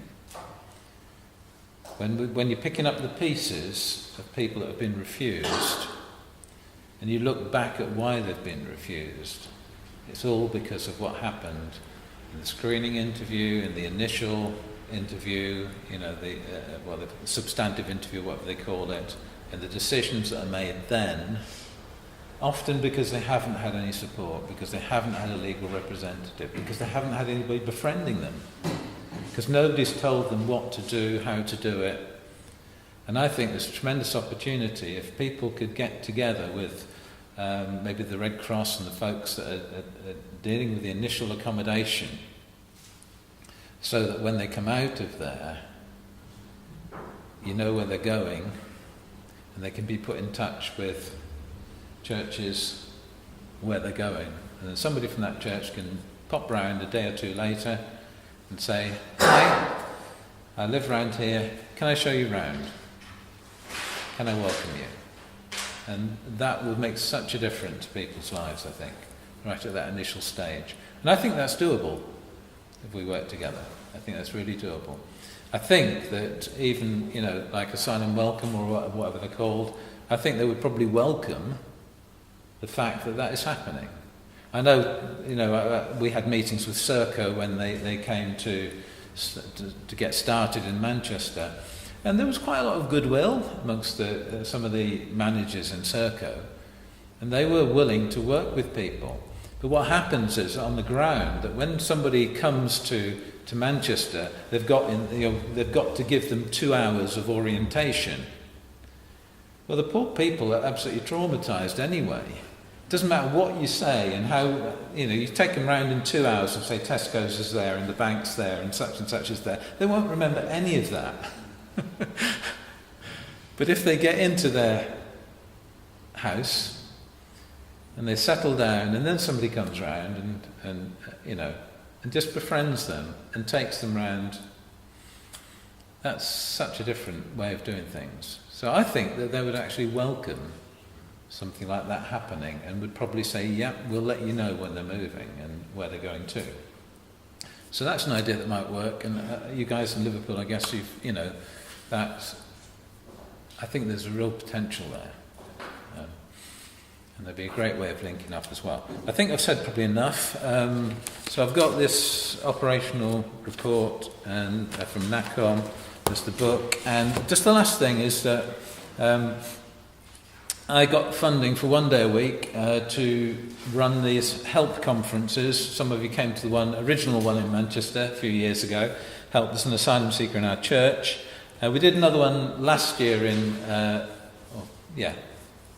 Manchester, and we got funding from Tier Fund to put on at least 10 in all of the dispersal regions. So if anybody wants to do that in Liverpool, then I'd be very happy to talk to you about that and give you all the resources and so on. But it's basically getting people from the churches to come and to resource them to reach out to people in their congregations and in their community. And it works. I got the feedback from Middlesbrough last week, where they put one on, and it was about 3 pages long, the feedback, and they were really buzzing. And they've got the highest number of asylum seekers now in the country in Middlesbrough, but the church is there, and it's Together Middlesbrough. It's Together Middlesbrough, and they're really, really going for it and making a tremendous difference. So I'll shut up at that point. Thank you.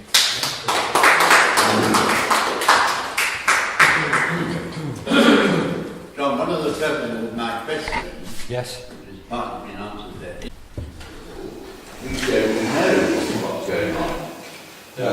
You mentioned about Lamy, Malcolm, who work with us here in the field. We know what bits are going on, but we don't know the whole picture. No, well, I was going to mention that because Nadine and I now, in fact, at the last meeting, there's a multi-agency meeting with the City Council Safer Communities team all together, with Health, Serco, Uncle Tom Cobley and all that helps in this area. They're all under-resourced, but they do meet regularly. And they had the last meeting at St James's House about a fortnight ago.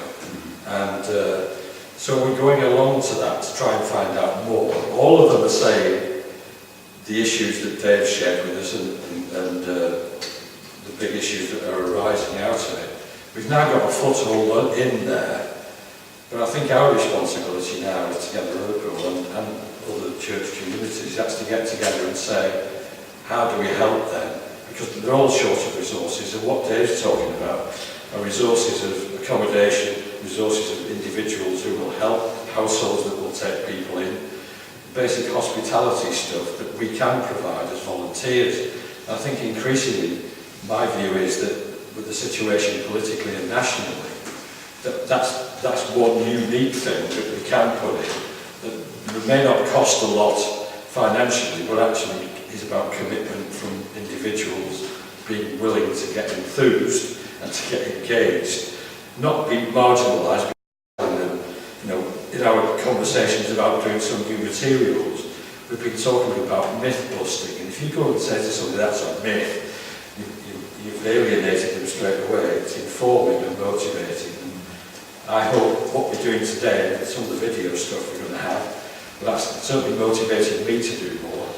And I want to share that with the ministers of this area and see what we can do. I'm going to the meeting in Birmingham. Can I suggest now that we have lunch, because I think we're all getting it. It is outside, and then we can we come back and look at the Newcastle stuff and perhaps talk about the Middlesbrough thing. I'm just going to hand over to Jim. Say a bit about yourself, Jim, and then talk to us about these other issues.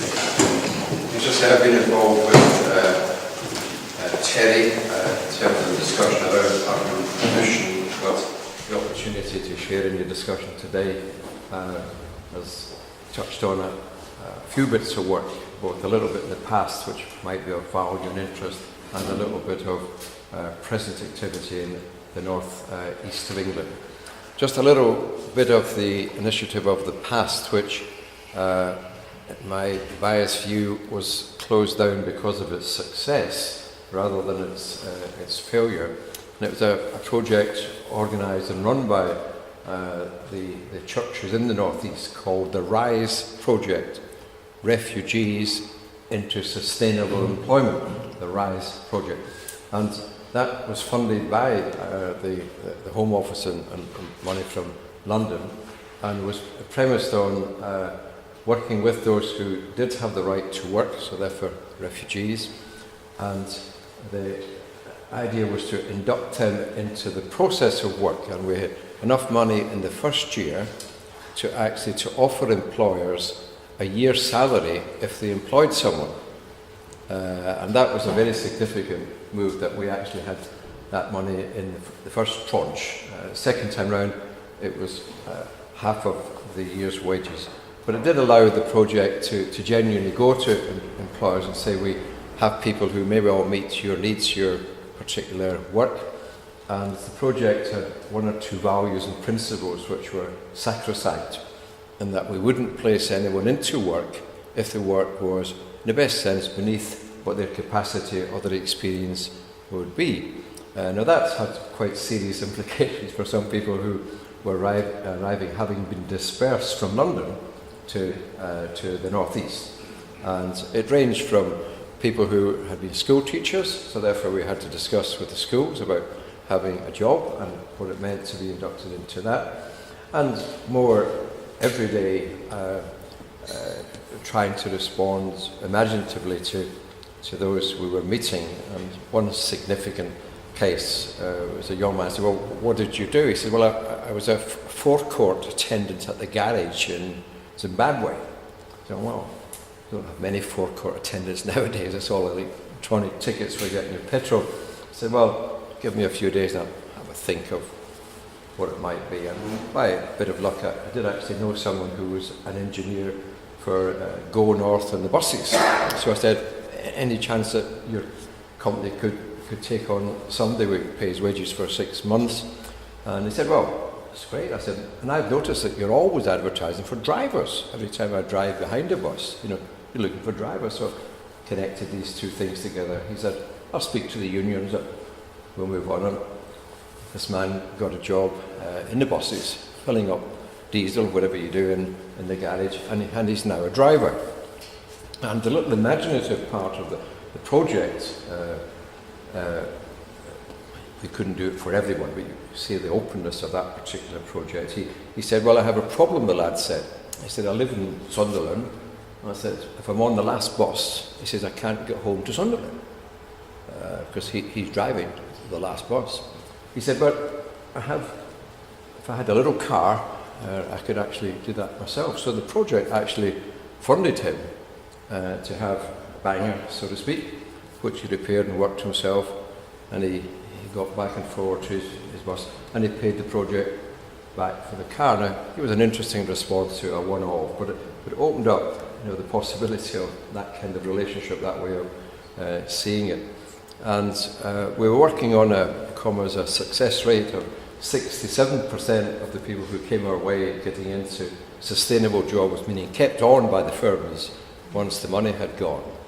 And we got every star that you could imagine from the Home Office, or all fronts, that said, but we can't fund you anymore, we've got to go the opposite way by public policy, which for us was a bit crazy, because the project had highlighted that if you work on certain kind of values and principles in terms of the person's work and status and who they were and training and whatever, then you could go quite a long way.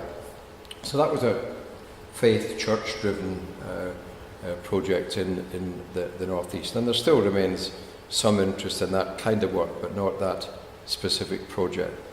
But just to say a little bit about the Crossings project, which is not directly managed or driven by the churches or the faith communities, but many of the actors in the project, like you find, are people who are motivated to be involved through their own faith and finding a way to express that. And the Crossings project has been going now for 4 or so years, and it was premised on people being united through music. And the person who was inspired to develop the project, she herself was someone who, as a mature student, had gone back to Newcastle University to do the folk music degree. You can do a degree in folk music in Newcastle University. So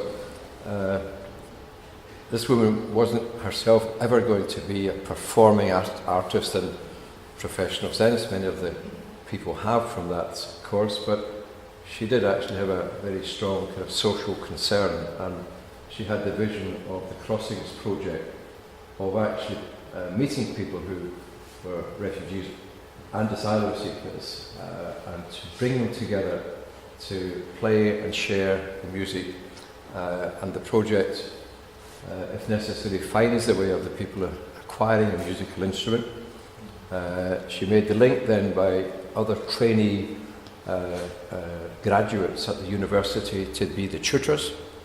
So regularly on a weekly basis, people would arrive and have a general kind of sharing, and there was a tuition period. You could learn to play what you wish to play, and the project would find the instrument. So there's now,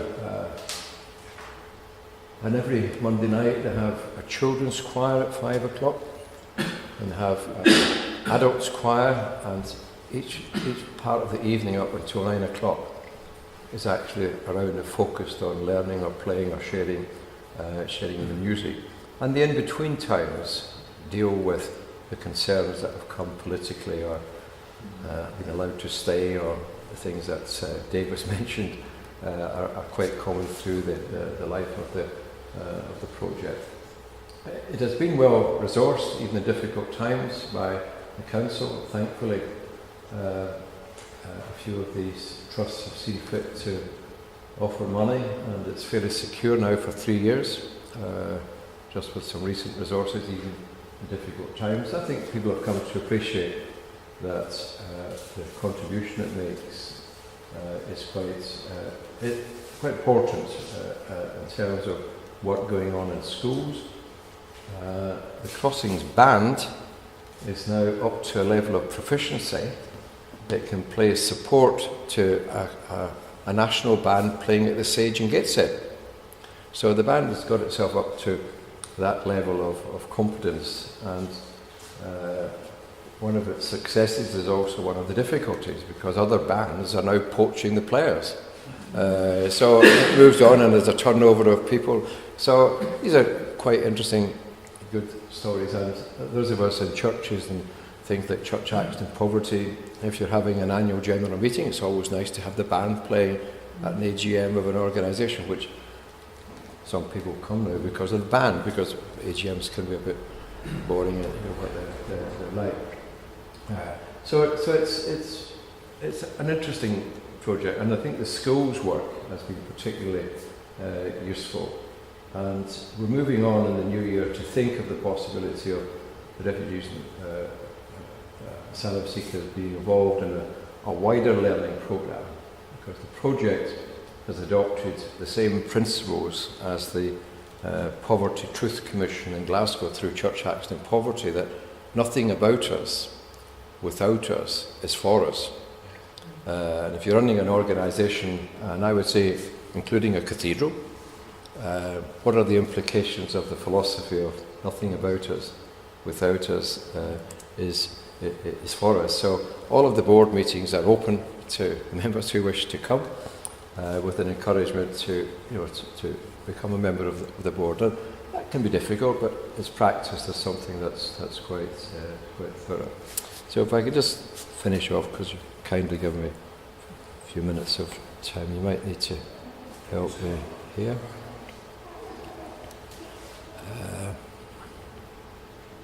I think if I go in here.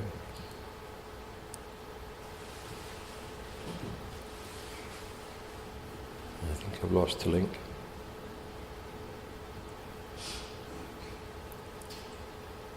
Has the link gone? Is it the link on Is it an internet link? I think it's.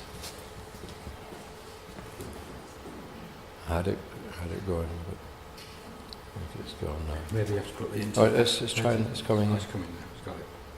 I think so. Has it?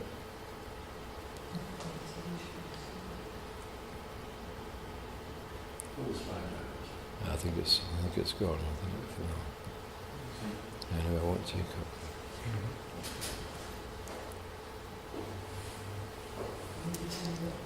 There we go. Gonna play a bit. Yes. That's an after lunch. That's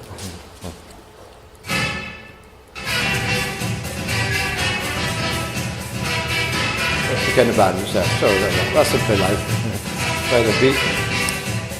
And it is quite interesting, I suppose, that the threads of the music played often reflect the countries of the empresses that are there. But anyway, thank you. If you'd like a copy of the CD, then I can send you one free. Yes. So you Oh, thank you. That's great. Thanks very much. I don't know about you, but sitting and listening to what we've been doing, I've been asking the question, what makes a good service? From welcome to housing to using your skills, even in a voluntary capacity. One of the things that came out the other week at the council meeting about the community, mental health is a huge issue amongst asylum seekers and refugees. And somebody said it's because they can't use their creativity, they're not allowed to. So it seems to me that if we can dream some dreams and come up with a paper or a package of this is what we'd like to see, this is our dream, our vision of how an integrated service would work, and the policies that would need to be adopted to allow it to happen financially and everything. I just think that's a dialogue we could have with government and something that the churches together could push out. So I think I'd like to say, I want to follow that with the links we've got, to try and just come up with a vision of how we can look after we can be good neighbours, who is my neighbour, how we can be good Samaritans or whatever, or what the best thing is we could possibly do. It seems to me that because of the media coverage and everything, and the way things are being portrayed, everything's just getting divided up. It's like a divide everything up and nothing happens. And that to me is Gehenna, hell in Jesus' words in the Bible. It was the rubbish tip outside Jerusalem where everything decays and is divided. I think we've got to come up with the heavenly vision of actually it's together working on all these sorts of issues. I think that's something I want to take forward, and I'll share with my trustees and those whom I have interaction with in the council and other ways. Because I do think, you mentioned about Serco, certainly the health authorities, Serco and the others, have a willingness to listen to good ideas, and we want to do something. It's just that nobody's coming out with a coherent structure of what a good idea looks like, for this. And I've heard quite a lot of that today, so thank you very much for coming. I know, Dave, you've got to get off, but Malcolm, you're welcome to stay. We're going to have an urban consultation, even if there's only 4 of us, to discuss issues now over a drink and another cup of tea. But thank you very much for coming today and sharing what you've shared. Thank you.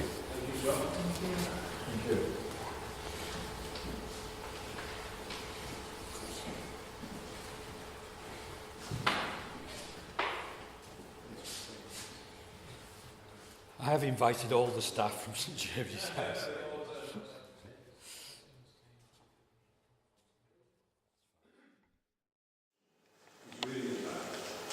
As the church and branch lost its understanding of urban,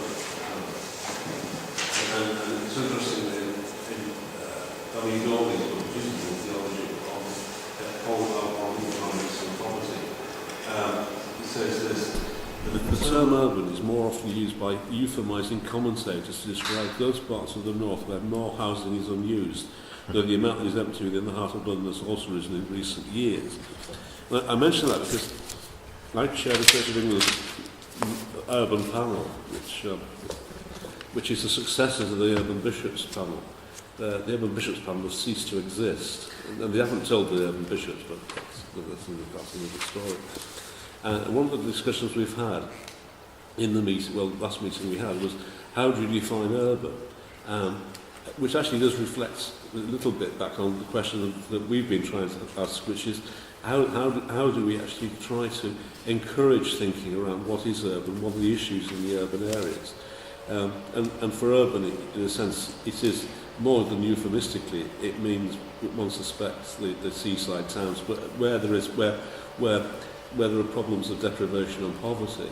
But coming from where I come from, and certainly others around the table, understanding that there was a kind of a place for contextual urban theology going on across the churches, but also in some degree, I would have thought, in Northern colleges, that all seems to have disappeared. And certainly in the current Anglican training programmes, it doesn't come into the agenda at all, as far as I can see. Westcott House have an urban panel, an urban group, I should say, that meets 2 or 3 times a year, and bringing their students from one to others together. So that is going on. And they do send students on urban placement. Every student has to do a placement in Manchester, or as in the case of Matthew, my son, either in London, because he was on a part-time course. But it's really trying to unpack what are the issues, how do we get this on, where has it all gone, what's it disappeared into, So to have that kind of conversation, as we're a small in number, just to try and pick up those themes and say, particularly because Henry, all of us have been around this table metaphorically for years. So it's a case of trying to open up that discussion. The other thing I'd say is that Mission Church, as to some degree, in Church of England terms, shifted the agenda. So now it's a kind of messy church. And the other element, just what I think about it, is in the Church of England, though I think this is true of all the other denominations as well, this is a shift to a finance management model which says you have to have people, you have to have money, and if you haven't got sufficient of either, you haven't got a future. So there was a conference the other week reported in the newspaper where the Dowson missioner for Ely had said, if parishes can't survive financially, then they must close. The Bishop of Truro has said something along the same lines, understandably from where they're coming from. But if that's the case, certainly in Church of England terms, that's not Anglican. Surely it's the whole point about that we need to be supporting the places where weakest. And certainly when we had an urban bishop in Christopher, we brought together clergy from around the country to London for a seminar. It was fascinating to hear of the difficulties people were facing, but actually were getting on with it. They were doing the job. But for me, it's about trying to unpack how do we get some theological reflection into the system. and get that discussion reopened in some way. And what are the key themes in there? So hopefully I'll throw that out and see where we... Interestingly, I had an email a couple of days ago from Ed Saville, who is wanting to organise some conference for clergy to do with urban. But, I mean, effectively what he was saying, we haven't had the chance to have the conversation yet, but was that urban has come just to mean cities. Yeah. And, I mean, he's more interested in sort of the old inner city kind of idea, or coastal towns. You know, and it's sort of, if you think of Lancashire, and the makeup of the Blackburn diocese, you can see, you know, his issue, but you know, and that's I mean, I think you could almost go through and sort of look at the way that urban has been subtly redefined. I mean, it can be in that way, it can be merely in sort of to contrast with rural. You know, it can be in a sort of vague sort of, say, a thing of urban, suburban, rural, and so on and so forth. I mean, it's... And it depends on the industry of the past. For example, I mean, I spent quite a lot of time in Durham Diocese, where you have the former mining communities just littered everywhere. All of them finding real difficulty because the mines have closed. Is that an urban context or a rural context? And in a sense, somehow people going into a mining village, however far it's away from a city of Sunderland or Newcastle, no one sees it in a rural context. So you have this complexity of language and what people are meaning. And certainly some of the areas around Wigan, for example, in this diocese are like that, mining villages which were technically rural. I just think, having gone through the Anglican ordination system a long time ago, it was about, you get trained to be a priest, pastor or whatever, and then you discover what the world's about almost. Thankfully I've been in industry before I did that, and most of my ministry was in downtown Walsall in the West Midlands, which was multicultural and very urban and devastated by the mines closing and everything else. So I guess the fire in my belly came from experiencing it. I did, however, at that stage experience the theological colleges asking questions about that. And I think it was around the bias to the poor, the David Shepherd imperative and various other models that were going on, liberation theology and things going on at the time. And I was then asked to have students on placement and went and lectured at one particular college. I went to two actually, talking about urban mission and, interestingly, ecumenism, because I actually think ecumenism works in that context, as not because you're desperate, but because you actually want to achieve something and you want to do something together and move it forward. The issues that kept arising were something that the churches all took seriously and needed to look at. When it came to mission, we had 5 churches of 4 different denominations that I was responsible to as the town centre chaplain in Walsall. Everybody did their own mission stuff. We organised a town centre ministry mission. We had a church army, we had Kerry Dixon from the church army who came over. Great fun, we had a hilarious, brilliant week.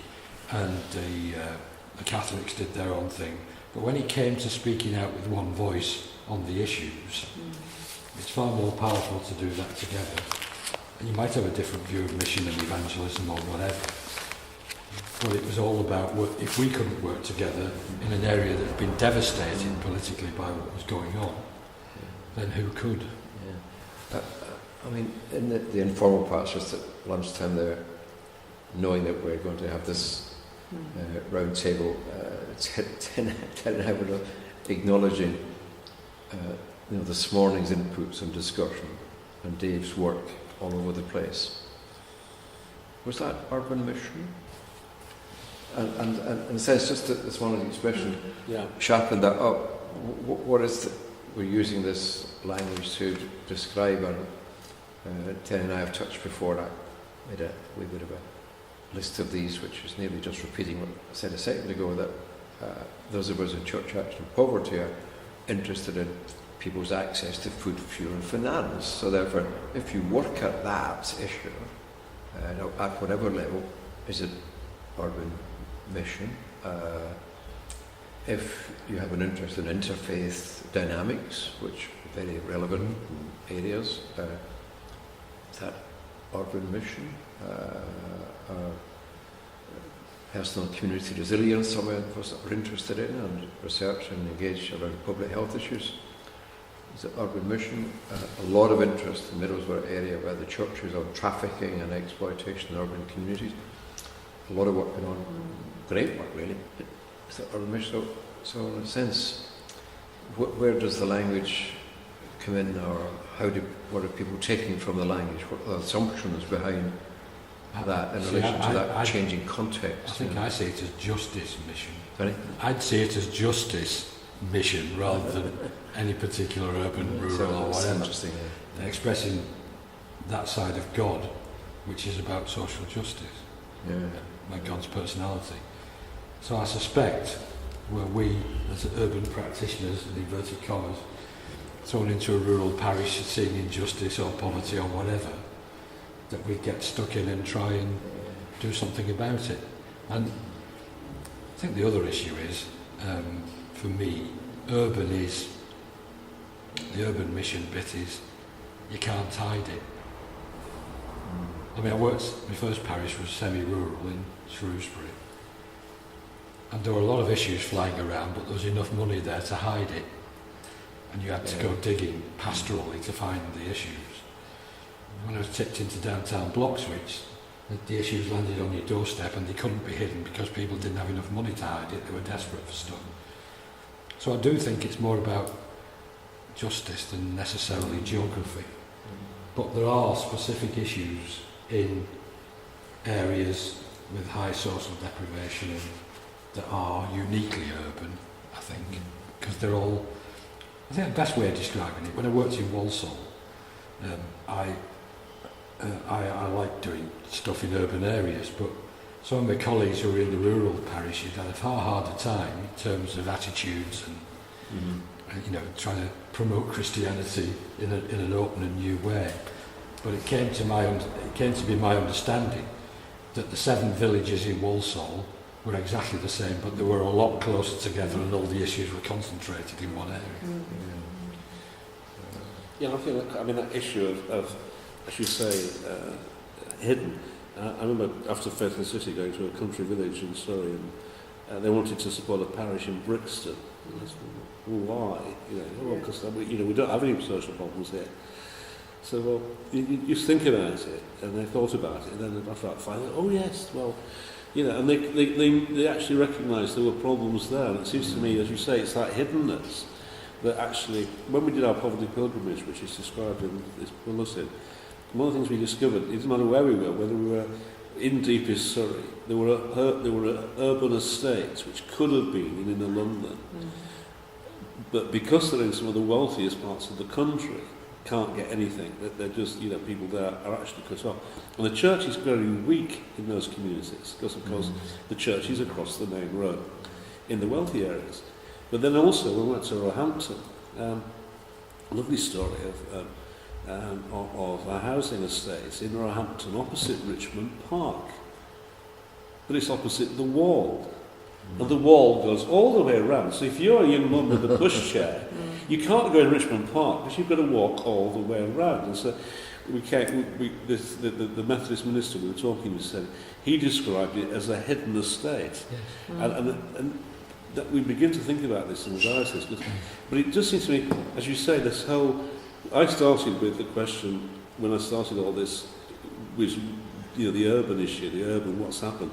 But I think you're right, John, it is about justice ministries, but also the fact is that the overlap with urban and rural, but more especially the overlap with the seaside towns, the mining towns. I mean, Martin Bryan, the Bishop of Jarrow, was saying in the Urban Panel, the real issue for him is these depopulated deindustrialised mining towns where, you know, and they're facing all the problems associated with urban, but they wouldn't necessarily see themselves as being urban. So It's like clay areas in Cornwall. The clay area of Cornwall used to be a huge employer. Yeah. When I worked at Wedgwood's before I got ordained, I went down on a course with English China Clays, and English China Clays owned everything, the transport system, everything. Everything was jug logs, brackets, ECC Limited, English China Clays. There's now one pit open. You remember all the mounds of mica, the white mounds that they had. It's owned by a French company, and the only reason they're keeping the pit open is if they close the last pit, they have to re-landscape the whole area and put everything back. Now, that is devastatingly poor area, probably the most disadvantaged area in the country. But that's uniquely rural in terms of picturesque. But doesn't that? I mean, it's almost coming back to saying how useful is it to use these terms, and should one actually be really delving more deeply into context? Yes. The context for ministry, and in which case you will find some, you know, common threads across urban and rural, and you'll find some things which are distinctive and different. And part of the both what's similar, but even more so in one sense, part of what is different will be the place of the church in the area. I mean, if you've got a sort of traditional village where the church is an accepted local institution, etc., etc., that's one thing. If you've got it where it's planted in the rich bit of the parish and the estate is outside that, and so that's a quite different sort of situation, and actually unpacking not just the kind of socio-economic side of it, but also where does the church stand, what is the local culture to do with it, all of that seems to me to be relevant. Does it complicate the discussion and therefore unhelpful to explore whether urban mission is I think I would express it, is it a gated concept? And what are the benefits of it being gated? Let me take that a step or two further and talking against the backcloth of work in a church's regional commission, which attempted to develop an engagement with public bodies and teetering on the brink of what might be called public theology. How do you bring to the decision-making happening in the local authorities a set of moral and ethical values that they had never considered before? So here we have, for me, the gated part, and on asking some of the officials, those who work within the local authority, that when they look outside, what is the leadership, and I use that word, do they hope to receive from the faith organisations? When they look out, what is the leadership they wish to do? We've never actually ever seen it like that before. We've never seen it like that before. But then on the other side, from our work, we can reasonably confidently say faith communities have really no idea how the local authority of public bodies work. So therefore, do the faith communities look to public bodies and say, we have some vision of a leadership from you, or only a source of services and provision? And if you take it's a step or two further and say, if you look outside from the public body to the churches, the faith organisations, do you see them having an instrumental, functional role to run a day centre, a lunch club, or something very functional, very instrumental to their normal jobs? Whereas if you explore the imagination to say, do the faith communities, do they have an intrinsic value rather than a functional value? Then we'd never thought that before. We'd never thought actually that the value of speaking to the public about how decisions might be taken. So it's not as if they were holding on to power like this. Yeah. There's just no imagination to think that the faith organisations might represent a broad church of views. What I'm trying to get to. So in that struggle, then, is someone who works in a local authority by choice or in a public body as a Christian, at what point is there a convergence by his ministry and his day-to-day work and his Christian conviction? Where does that overlap? And he gets into this confusion that I'm trying to say. And from my experience in one or two local authorities, I could nearly confidently say that 1 in 5 of the people I meet have a reasonably live faith connection. But nobody in the church ever speaks to them how that works out in the job, ever. So there's no reflection. So in a sense, the notion of urban mission is lost. I think on the one hand, very often people, clergy, have not the remotest idea what their people do from Monday to Friday. So they don't necessarily either support them or make use of it or whatever else. That's one side. I think the other side, I can think back quite a few years now, but to when Liverpool Council Chief Exec was a Christian, known to be a keen Christian, etc. And we sometimes got him to come to some group or other. But, he didn't think, in a sense, his idea of the church was the fellowship he could get from it, the personal support, etc., etc. He did not think in more kind of strategic terms, if you like, of what was his position as a Christian in that job. That's the issue. Nor, and so it's just. I have to declare an interest being a local councillor as well. Not in Liverpool, yes.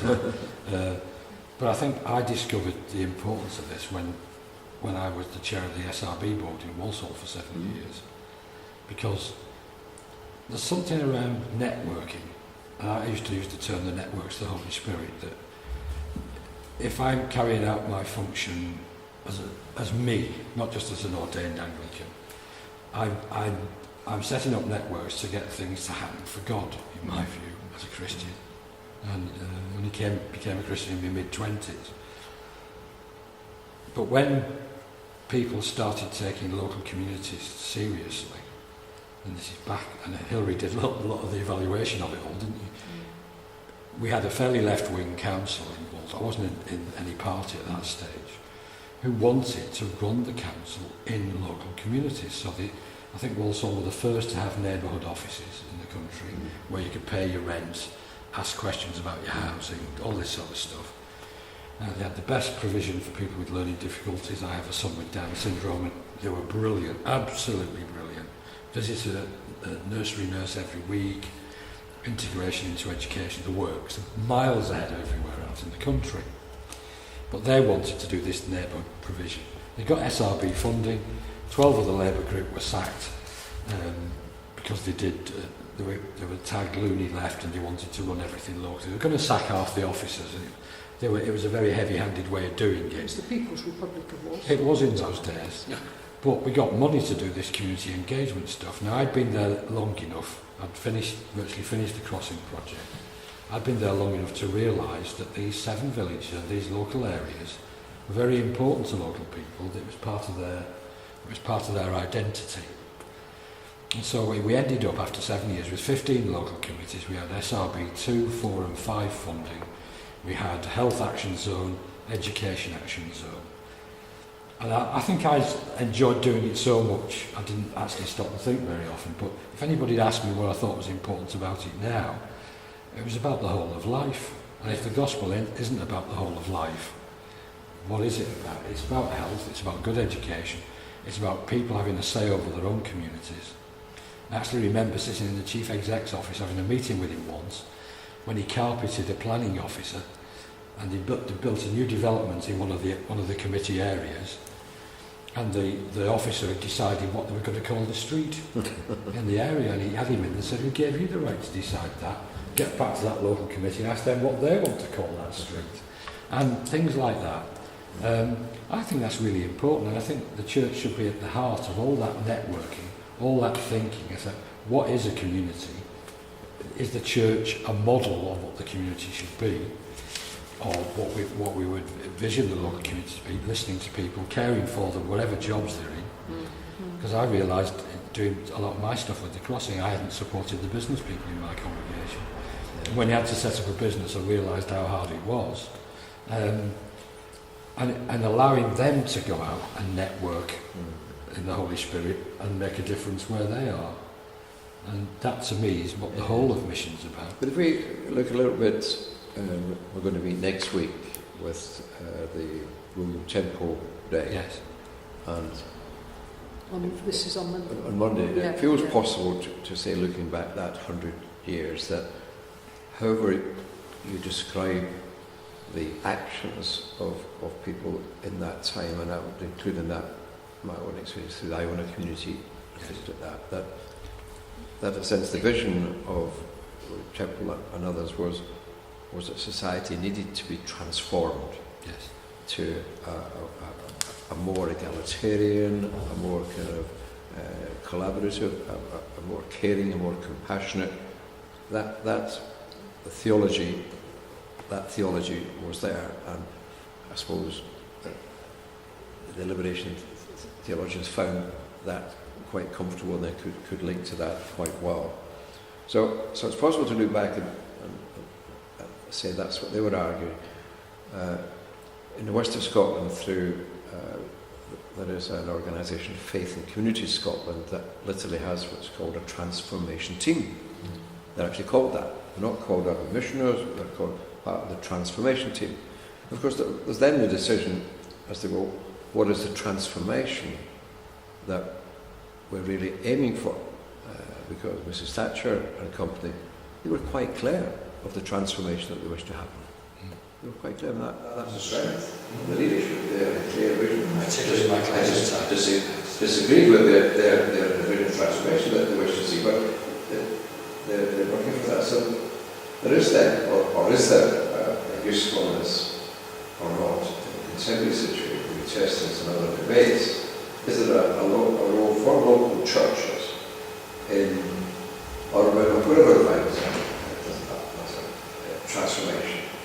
Then how do we try to think about that transformation? It's also, the other thing that Temple is saying, the church is the only club that's designed, it was supposed to be for the benefit of people who aren't its members. Yeah. And the point about the church now is that it is preoccupied with membership.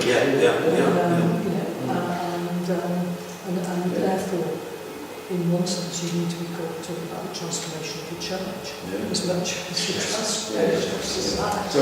So can I just jump in? It's two comments. One is going back to the thing about the local authorities. Steve Sharp wrote a book, one of the many books, which you probably didn't like. I think he wrote this particular chapter in Faith Works, because he describes a meeting about a housing project. Now, I said to him, Steve, that chapter was wrong. And he said, why? I said, because you described it in the wrong way. He said, well, I wasn't describing a real meeting. And I said, come on, Steve, you and I were both at the table. And I said, you said there were two groups. There was the church and there was the local authority. And then the church wanted to do one thing, local authority one. I said, no, there were three groups. There was the church, the local authority, and local authority workers, and me, who were actually, because I work between the two, who actually were, on the side of the church. Oh, no, he said, no, come on, Steve. Yeah, I could have put the names to the people in this chapter. And I think, and so he was throwing that kind of false distinction that actually the local authority were against, the church was for, whereas in fact, they were Christian. And the irony was that one of the people who was most forthright in that group from the church was a member of his church. So it seems to me that sometimes. But the other point, I just want to come back to, I had a conversation with Matt on Sunday, my son, who is really quite amusing at times, very intelligent. He said of Anglican social theology, the new book, he said, it's fascinating, he said, everything finishes with Temple, and then we have McIntyre and Nullback. I thought, my God, I'm learning from first of all, you put a comment on Facebook about all saints, is the saints in heaven worshipping with God, the saints on earth living out of Beatitudes. That's my sermon for last Sunday, really. And on Sunday evening, he comes up with this comment, and I thought, that is actually right. You know, the sense of which, you know, there's nothing, or doesn't seem to be, or at least there is, because it was the liberation theologian, but in Anglicanism, we get stuck with Millback, or, you know, I was like that with the Spirit of 45 film. You've seen that, Spirit of 45. It's about rebuilding after the Second World War, and we need to look at that. Is it the case, I was just my limited understanding of these things that I think later in life, the concept of formation. Yes. Yeah, and probably learned that when I heard it more coming from Catholic tradition. Yes. I've been concerned with formation, what that may have. I don't recollect hearing it much from Presbyterian or okay. So there's something interesting in that notion, and in some respects, that the Thatcher did actually have an interest in formation, but very kind of corralled, he was saying, look after yourself and your family, so information of that, isn't it? And I think that everyone has got to still be committed to the view. I think that the families in people have an interest in what's happened to themselves, but we don't talk about it that way. So to add the trans in front is problematic, because we don't talk about responsibility for formation anyway. I think that Spirit of 45 is a Ken Loach film. oh yes, And it's, I had a look at it, I thought, wow, we got it sorted then, but then somebody turned around to me and said, just a minute, we had British Rail, but the staff were treated appallingly, and the staff and all this sort of stuff, so there were all sorts of issues about that. The big troublesome thing for me is that this may be where the gap comes from. One of the inheritances we've got from the Thatcher era is, young people aren't interested in politics. And I think some of it's come through the banking crisis latterly, that they're only interested in getting more and more money or being the UP or whatever. Somebody again, I said that to them, I can't remember where I was at a meeting the other day, and somebody said, well, just a minute, it was Sharma, I think, I had a meeting about the asylum thing. She said that young people are expressing their politics on social media. Now, whereas we'd be more into direct action or campaigning, and we seem to have lost the art of that now because it's all rubbish in the media. They're doing it through Facebook and Twitter and all the rest of it now, and online canvassing seems to be quite powerful. But if we were to imagine what we would debate to test out with Chair, that if the original transformations get any potency and worth looking at, then we would have to think about what are the kind of transformations that we might seek to have in terms of our relationships, in terms of our relationship between our belief systems, the relationship between our resources and the rewards that we get for our labour. But is it a lost cause to take the denominations of churches in terms of how they perceive mission and ministry to be? And I'll just go further that some cheaply in the Northeast area and say, well, somehow the denominations choose a new leader or a new bishop. The denominations don't think about the leadership qualities and capacities that they need to bring to the region in relation to the leadership capacity of the other denominations leader. It just doesn't feature. Now, thankfully, the Charities Commission and the Wisdom are now saying to people, tell us who your trustees are, and tell us the skills that they bring to the table. I've raised this issue, I think, that instead of, well, the 5 bishops will be there, and they say, well, what skills would they bring to the table? So you need to find a transformation, folds up thing that you said not to be cheeky or anything, but I tried to sort of look at the notion that is there a role? I think there's a mission role for somebody who's into the strategic things that happen in a neighbourhood or in a city. People who are just good at that. So it's like history. And I thought the John Atherton of that history past was actually good at seeing things from these perspectives and the Tony that well. There were people who were strategic in their orientation and their thinking. People whose skills were discerning. That was in London, there was a lot of work in asylum, refugees, Nicholas, Is it Nick Scotsky? So I think he's a very discerning, his whole orientation to it, he's like that. There's people like Dave who are very affirming. So I was trying to break down, what's this other mission role in the meeting that we need to see in terms of these aspects to cope with the complexity of the society that we have, rather than somebody who's ordained as a multitask person who does everything magic. It's very interesting. I spent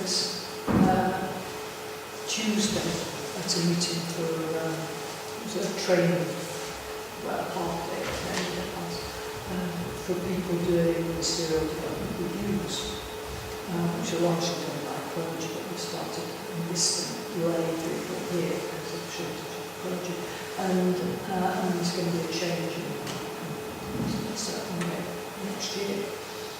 But we had in front of us a specimen job description for a vicar, and it was an actual one. It was an actual one. Now there was nothing in there that was. I mean, you'd have needed the Archangel Gabriel to have done it, because you sort of had to do everything, with all things to everybody and so on and so forth. But even there was nothing that was contextual at all about it. Now, I think they are thinking how do we sort that. But you just want something that would enable somebody to prioritise, and also if you're recruiting, you want to know what sort of manner of beast you want to come in with this. But I mean, the other thing which amused me, which not to be quoted, but Letting that out. It was about some having regard to the bishop's agenda for growth in the membership of the church. Now, numerically, then definitely numerically full stop. And I said afterwards to one of the archdeacons, I said, that's taken from one of the complaint goals, isn't it? But in that it says growth numerically and spiritually. And you obviously don't know. Spiritual. Yes, edit that out. What was something for each area in terms of the project and this year's focus on our mission as to whether maybe if we focus the debate widely geographically places that are in England, maybe there's also a case of saying would it be possible for 4 or 5 theological schools that deliver us practical theology, or whatever they call it, having a round table with them saying, do they see that there is basically a role in terms of urban transformation, and what ways their work and their teaching and their information help people to look at that as a vision aspect, and not least how then does it then deal with what are the kind of skill set, what is the skill set that you need to do whatever it is. And that sense would be a useful contribution, because I would imagine that we might just repeat the people we're getting to, and that could be tedious. Contact with Andrew David, since he became parish-based. Yeah, just thinking of somebody like that who's come out of this sort of stable that now is in a parish and thinking how it's... Irregular contact. I mean, he literally is only 12, less than 15 minutes by bus from door to door. Right. And I think it's interesting, because when he first went there, he said, "I've done that, don't want to do any more. And he's got very much into faith and dementia. I mean, he's got. I don't mean the two together, but two separate strands. But the conversation I had with him the other day, it suggests that he's actually beginning to think about. He's beginning to say, okay, back into this and say the diocese. I wanted to bring him together with 3 or 4 others to look at where we are in all of this before I retire. But the answer is he's beginning to say. Yeah. But I think the other thing, what I found interesting is that constantly the cry from Church House, from Malcolm Brown, is, well, he was staying. But he'd been there a long time. But at least he was keeping alive the vision, which is no one else in church. Well, and he was also supplying resources in a sense. Yeah. This whatever you called it, sort of thing where you keep putting on reports and this sort of thing. But with people really expressing their obvious view, but there is a movement around having dementia-friendly churches. And it says, here's the notion of transformation. Yeah. And that's why I'm calling transformation. In the way I've expressed this in so many different ways, but that's a transforming idea, isn't it? So a lot of people like us wanting. Yeah, I wonder whether the church changed the kind of the wording around for ministry and transformation rather than because actually I think and I think you heard something and I lost a bit of it, so I was trying to get my point across. But I think your point about it seems to me that we're now a church about management and bums on seats and money. We're not a church about we're about transformation. And I've got the Westcott group next week, and Martin Seeley and I both talk about this, but I don't quite know why So, in a sense, that's just on the agenda, because I haven't spoken to Martin last year, who's the principal of Westcott. But I think this question of ministry and transformation might actually have more resonance. There's no reason, because at the end of the day, this is Jim and I doing this, and we can change the rules whenever we want to. But I do think that will be far more. That makes it sharper, because actually it takes away this narrow definition of urban. But some people in the conference in a together project in Rome, we had a round the table chat to the new bishop, just to make sure that things were okay and things were fine. And I was impressed by his enthusiasm for certain kind of things that they do today. And in our meeting after that, the round table, what do we think of the new bishop? Nobody was saying what they felt was like. I said, well, it started to be very, very positive. I said, but when I was then trying to chart out how do we liberate the bishop for action? Yes. That was my theme. People actually were uncomfortable in the group. Some of them were uncomfortable. You can't think something like that. I'm being very positive. This person would love to do this or that. He's talking about very transforming things, but structure is probably what depends on it. So that, and I was expressing it like that, how to liberate the bishop. It's the whole management structure philosophy, I think. When I was first appointed deacon at St Paul's, I said to the PCC, I am the officer to this committee. There is no way I should be chairing it, because I should be reporting back to you as your officer what I'm doing, what ministry we need to do, how we need to move forward. And I trained 3 lay chairs to take over the chairmanship of the PCC, because I thought that was important. I needed to be freed up to do my ministry and report back what I could do with the trustees. I should be chairing it together with them. But this whole idea of it's like business. So the bishop's the top honcho, and you go down through the suffragans, the archdeacons, the area deacons, it's a management structure.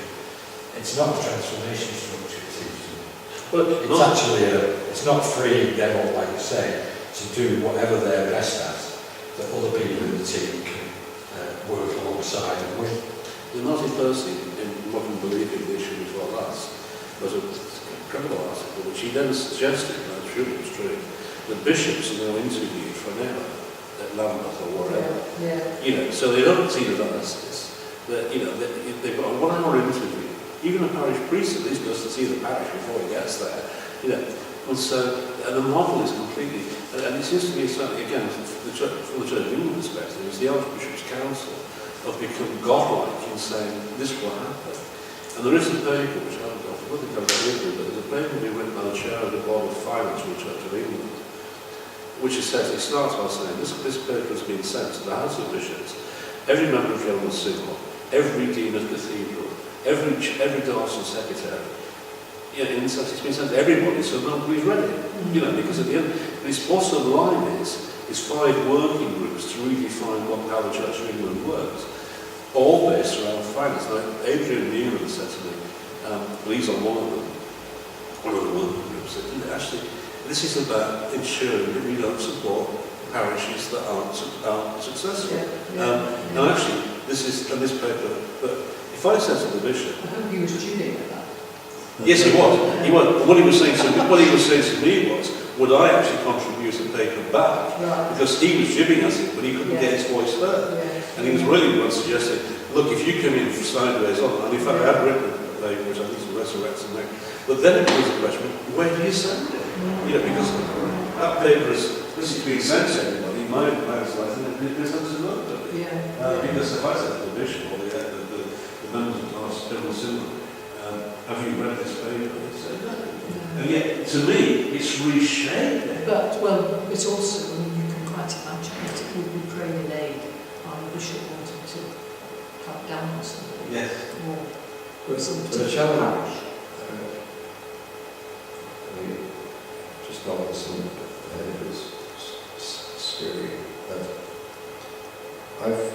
I found it of late sharper and easier to focus on the debate about what is a good society.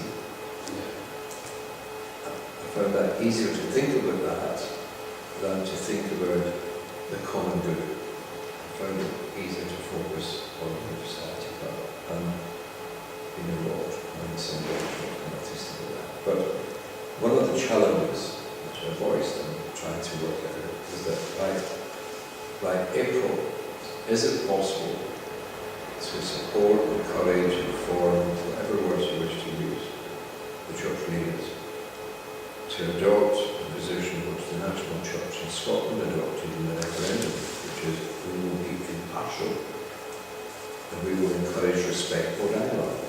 That was the National Church's position.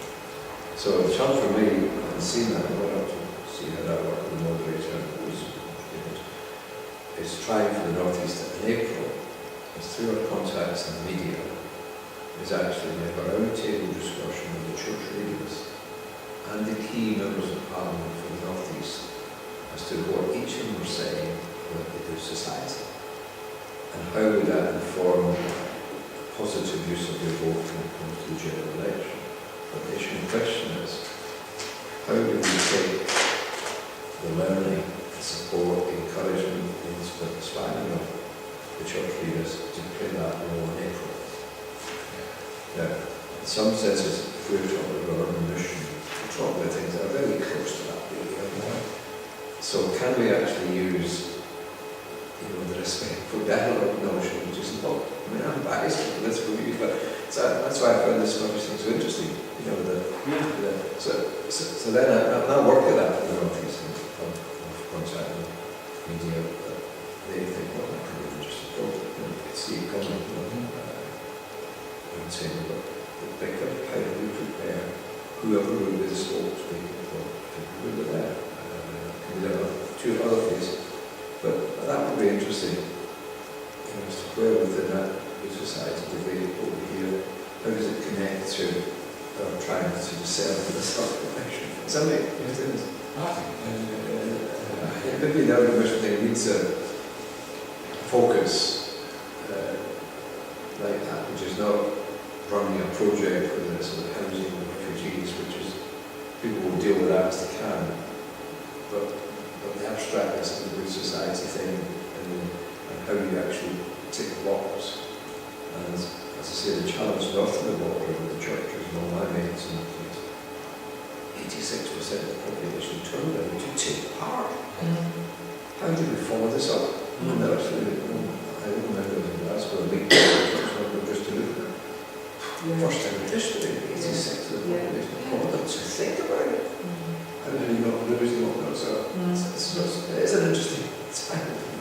Anyway, just saying, if we do something with the organisation, we can emerge it, reshape it in a way that sharpens it up.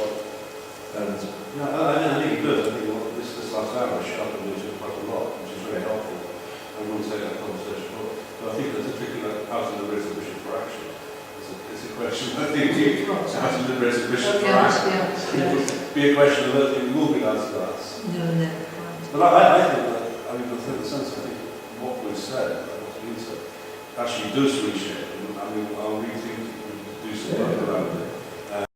but maybe through the way that, it would be quite nice to get some of these practical, those that are delivering the practical theology modules in that, and just say, look, we're genuinely interested as to what you feel the issues are about your job, you know, what happens to hit you, and just how do you come at this? And Just one thing that struck me about the transformation model, I actually think it's the role of the church and Christians to enhance the transformation by wrestling with the spans in the ropes.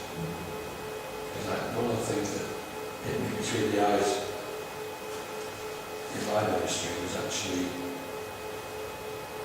I suppose St Paul called the rulers of the world's darkness, of their agents in any organisation or anything you're trying to do. It struck me at one point that it was about wrestling with some of the managers in the council who would block anything going above them. You know, something came from the grassroots and went so far. When we set up the SLB thing, the Chief Executive, David Richards, got all the senior managers in and trained them in how to listen to the community, put them out on local committees to fight their corners. Even the legal services team were out in the communities, and the accounts team were out there helping local people to come to decisions. It's really, for me, to struggle against, as far as it works, I used to call it, the people in any organisation, system or anything, that would stop the transformation that it's seeking happening. And I think that's a very important thing. Looking at regeneration projects, it was tended to be the legal managers that were the obstacles. The chief executive got it, and the fine. The people on the ground got it, and the fine. The middle managers, you were threatening their territory, really. You know, kind of what bits they had to say, so over budgets, etc. And that was what and I mean, and you couldn't, of course, I mean, that wasn't just a matter of being personally awed. I mean, it was partly a reflection of what they would get brownie points for, etc. So, I mean, you then, you know, you sort of come around from not just the personality things or anything like that, to systemic issues as to how you actually free up the system. It was quite coming from evangelical roots, you know, I've got a cartoon once and had the devil on the church doorstep crying, saying it's not fair, they blame me for everything. I think that's perfectly true. I spotted it as the blockers. So whenever I had a blockage, my job was, somebody else in the congregation job was to go along and block it and find out how we could. And I think that's what liberation theology is all about. Who are the blockers here? Why aren't people free? Why aren't they celebrating their life and their lifestyle? Because of the blockers, whoever they may be. Have you seen the cartoon with the Daleks and the bottom of the flight of stairs? That goes up on the world. Just coming back to you and it's sort of thinking around all this, it would be quite good actually to involve, whether it's Adrian or another bishop, because we actually to think of their jobs, the sorts of demands put on them, the kind of obstacles to maybe doing it as they might want to. But partly also thinking that as far as I've gathered, there's beginning to be much more effort put into the reduction of issues. Well, we had a... etc. So, I mean, you sort of think, well, kind of how do you get through to the way they're forward? Well, we had a wonderful experience, I talked about, of Tim Thornton, who Yes. the Bishop of Truro. Yes. Yes. He's co-chair of Frank Field. Yes. The public inquiry against Foodbank. Yeah, we sent them. And he got to the North East and he was immediately helpful and useful. And I sensed quite quickly that he was on a panel that was made up of people who were different political persuasion than him. That was quite clear. And what he very skillfully did throughout the hearing was very easy, there's only now and again he allowed the kind of voice, but transforming voice to express church as a forward and critique of that. And he did that systemically throughout the hearing. And it allowed him all the time to, and you were saying this, and he used everything, and you realise it when you use it, which works out.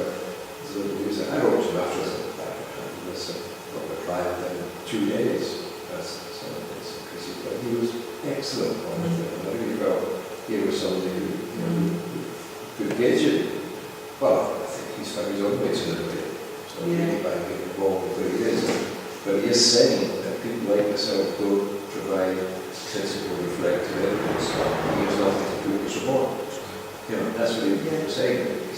He needs the critical, reflective things from the local. They're not just case studies, So Adrian, your man. Yeah, well, Adrian is certainly on board with this. Yeah. I mean, he knows. The other chap who came to the credit champion, Michael. Adrian. Yeah, he seemed very good. But I mean, Jonathan, as is Jonathan Clark, Bishop of Croydon, those are three, I think. Paul Ferguson's just been appointed to work there. Right. Noticed. Oh, yes. Even in the minutes since he's appointed, his voice is sharper since he Right, yes. Because he was actually, wasn't he? Before. Yeah. He's got a confidence of Yeah, his position. yes. Well, he was at the Together Network thing. So there's a lot of this. It's interesting because Adrian was saying, we were talking in August at the coffee, so in a sense informally rather than agreeing. And he said, well, when you come off Together Southern board, perhaps you come on ours. And I think there's a sense in which I think he was really saying, I need someone like you who's got that background, because actually I'm surrounded by business people. No, I shall write to him off my services. I think. But Adrian and Michael in different ways. Michael comes with, but Jonathan Clark also, as I say. But Adrian is very, very astute on this, very supportive. Michael would be supportive, well, he is supportive, but it's slightly more left field. But Jonathan also, who's now chairing the Church of Refugee Network. But all three of those are bishops I work quite closely with. I mean, another one that could be interesting is David Walker. Yes. It's very strong on research and stuff. Yes, well, yes, that's just. Well, I said. But I mean, he was a kind of cat years ago, long before it was a bishop, and then he's kept all those interests going. You sort of get the impression that he's sitting very right to the diocesan administration and so on. So it would just be interesting. Well, because at Ken's Each's 50th, I was talking to David afterwards, and I just said, well, we're going to be doing this research, and your diocese is one of them. And he then started to expand, which I couldn't remember because it was late on a Friday night, but it was interesting. He went straight to the core of what I was saying. And I thought, he's the three bishops I'm going to have to talk to, he was, I knew he'd be on site, but it was the fact straight away, he actually was pinpointing what I was getting at. And so there's a sense of it. But I made another thought of Paul Ferguson. If we're just watching our time now, it was a kind of output from this fascinating, interesting conversation. And I don't know whether John, you're glad to be with the end of the month, but if we had to say a little bit of discussion just now, what would things we would be looking for in Monday, listening for in Monday, by whoever saying them in relation to, I forgot what the program is supposed to be, but the program plans actually Can do. Useful to go. Well, you'd have to book. Take one, I don't think I can make it. No, I mean, I want to be there, but one of the things which would be interesting, I mean, I can't remember what the programme was, Yeah. I mean, I just got to go as a member of the paper, but I mean, one of the issues I think sometimes, much as I respect Chris Baker, etc., is that it becomes terribly job and lonely. yes. And it's sort of kind of say removed from reality, which isn't quite. I mean, I find John Hill removed from reality. It's all very plausible when I listen to it and think, no, it's not life as I know it actually. Now, I don't think it's the same with Chris, but it does seem not quite. No, I find with Chris that he's I mean, you know, all this flows, you know, well actually he's just explaining what life's like really. Milbank is stuck in a kind of middle-aged theology, you know, so Milbank really isn't. And so when Paul Napwood had him at the conference last year in Liverpool, in Leicestershire, where it seemed to me what we got was old ladies on bikes going to church at 8 o'clock in the morning. And then I had my two colleagues who ate each other's guts actually say, well, isn't that wonderful? And I said, you know, it was a lot of crap actually. And the thing is that Paul didn't seem to have any notion of the fact that He just thought it was terribly good to have got him home. Yes. Got him because he was nearby anyway. Yeah. But I think this dilemma, just like many universities, was that in a sense, the researchers for the benefit of the university. it predates this issue. I mean, I think, I mean, it's a danger of any sort of thing where, you know, I mean, especially if you're going for a peer-reviewed research base or articles or whatever, you're talking to a preliminary sphere of people. I mean, we've never got any academically in art. It's that I was only interested in talking to policymakers and practitioners. Couldn't care less what anybody, fellow academics thought, if you see what I mean. But it does become more and more of a kind of, you know, internal. I was in a seminar on Tuesday about mega churches in London, University of Birmingham Research. I thought it was a conference. It turned out to be a round-table discussion with 15 people. And there was a Pentecostal theologian, it's like a theologian of Pentecostalism, a social anthropologist. And I kept saying, look, you know, where's your history? You can't, all this stuff, you've got to understand what's gone before. And I think there should be somebody who's more nice actually, the guy who, the biblical scholar, seemed to me to be actually, his wife ran a church in Sheffield, and I imagine a Pentecostal church. But in fact, the lead man was going to America, so he was this guy was setting up. So I thought but it was fascinating. It was just though they've got a vacuum and said, right, this is, and what's gone around before, how it's got here, doesn't matter. It's where we are now. We can't actually have no sense of history. So I think you have probably reached. But yeah, I mean, I wanted to come. I'm going to come on Monday, but I've got to write the bishop's sermon for the welfare service next Saturday. And I've got to sort so much out. I don't think they'd leave, you know. You didn't get tickets for it, Was it Eventbrite? Yes. Is it event? Yes. I mean, there actually a few places there. If I'll email and say, you got my place. Because I've paid for it. I mean, as I say, I really want to go, but at the end of the day, I think to myself, actually, it's a day, I'm not saying if you've done that, I probably would do it, but actually, to go all day, it's just the thought of having to, well, I've got to go back, I think if you've done that, I probably wouldn't do it. I've got two big pieces of work to do, and a week in which actually there isn't a lot of time. It's at the People's Museum. It's at the People's Museum in Manchester. Probably has. But is it your perception? We've tried to think about who's talking about this, who's talking about that, these are different things, but we don't think that we're competing for space to discuss population and children.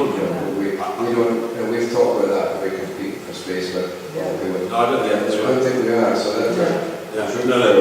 I mean, how much do you think,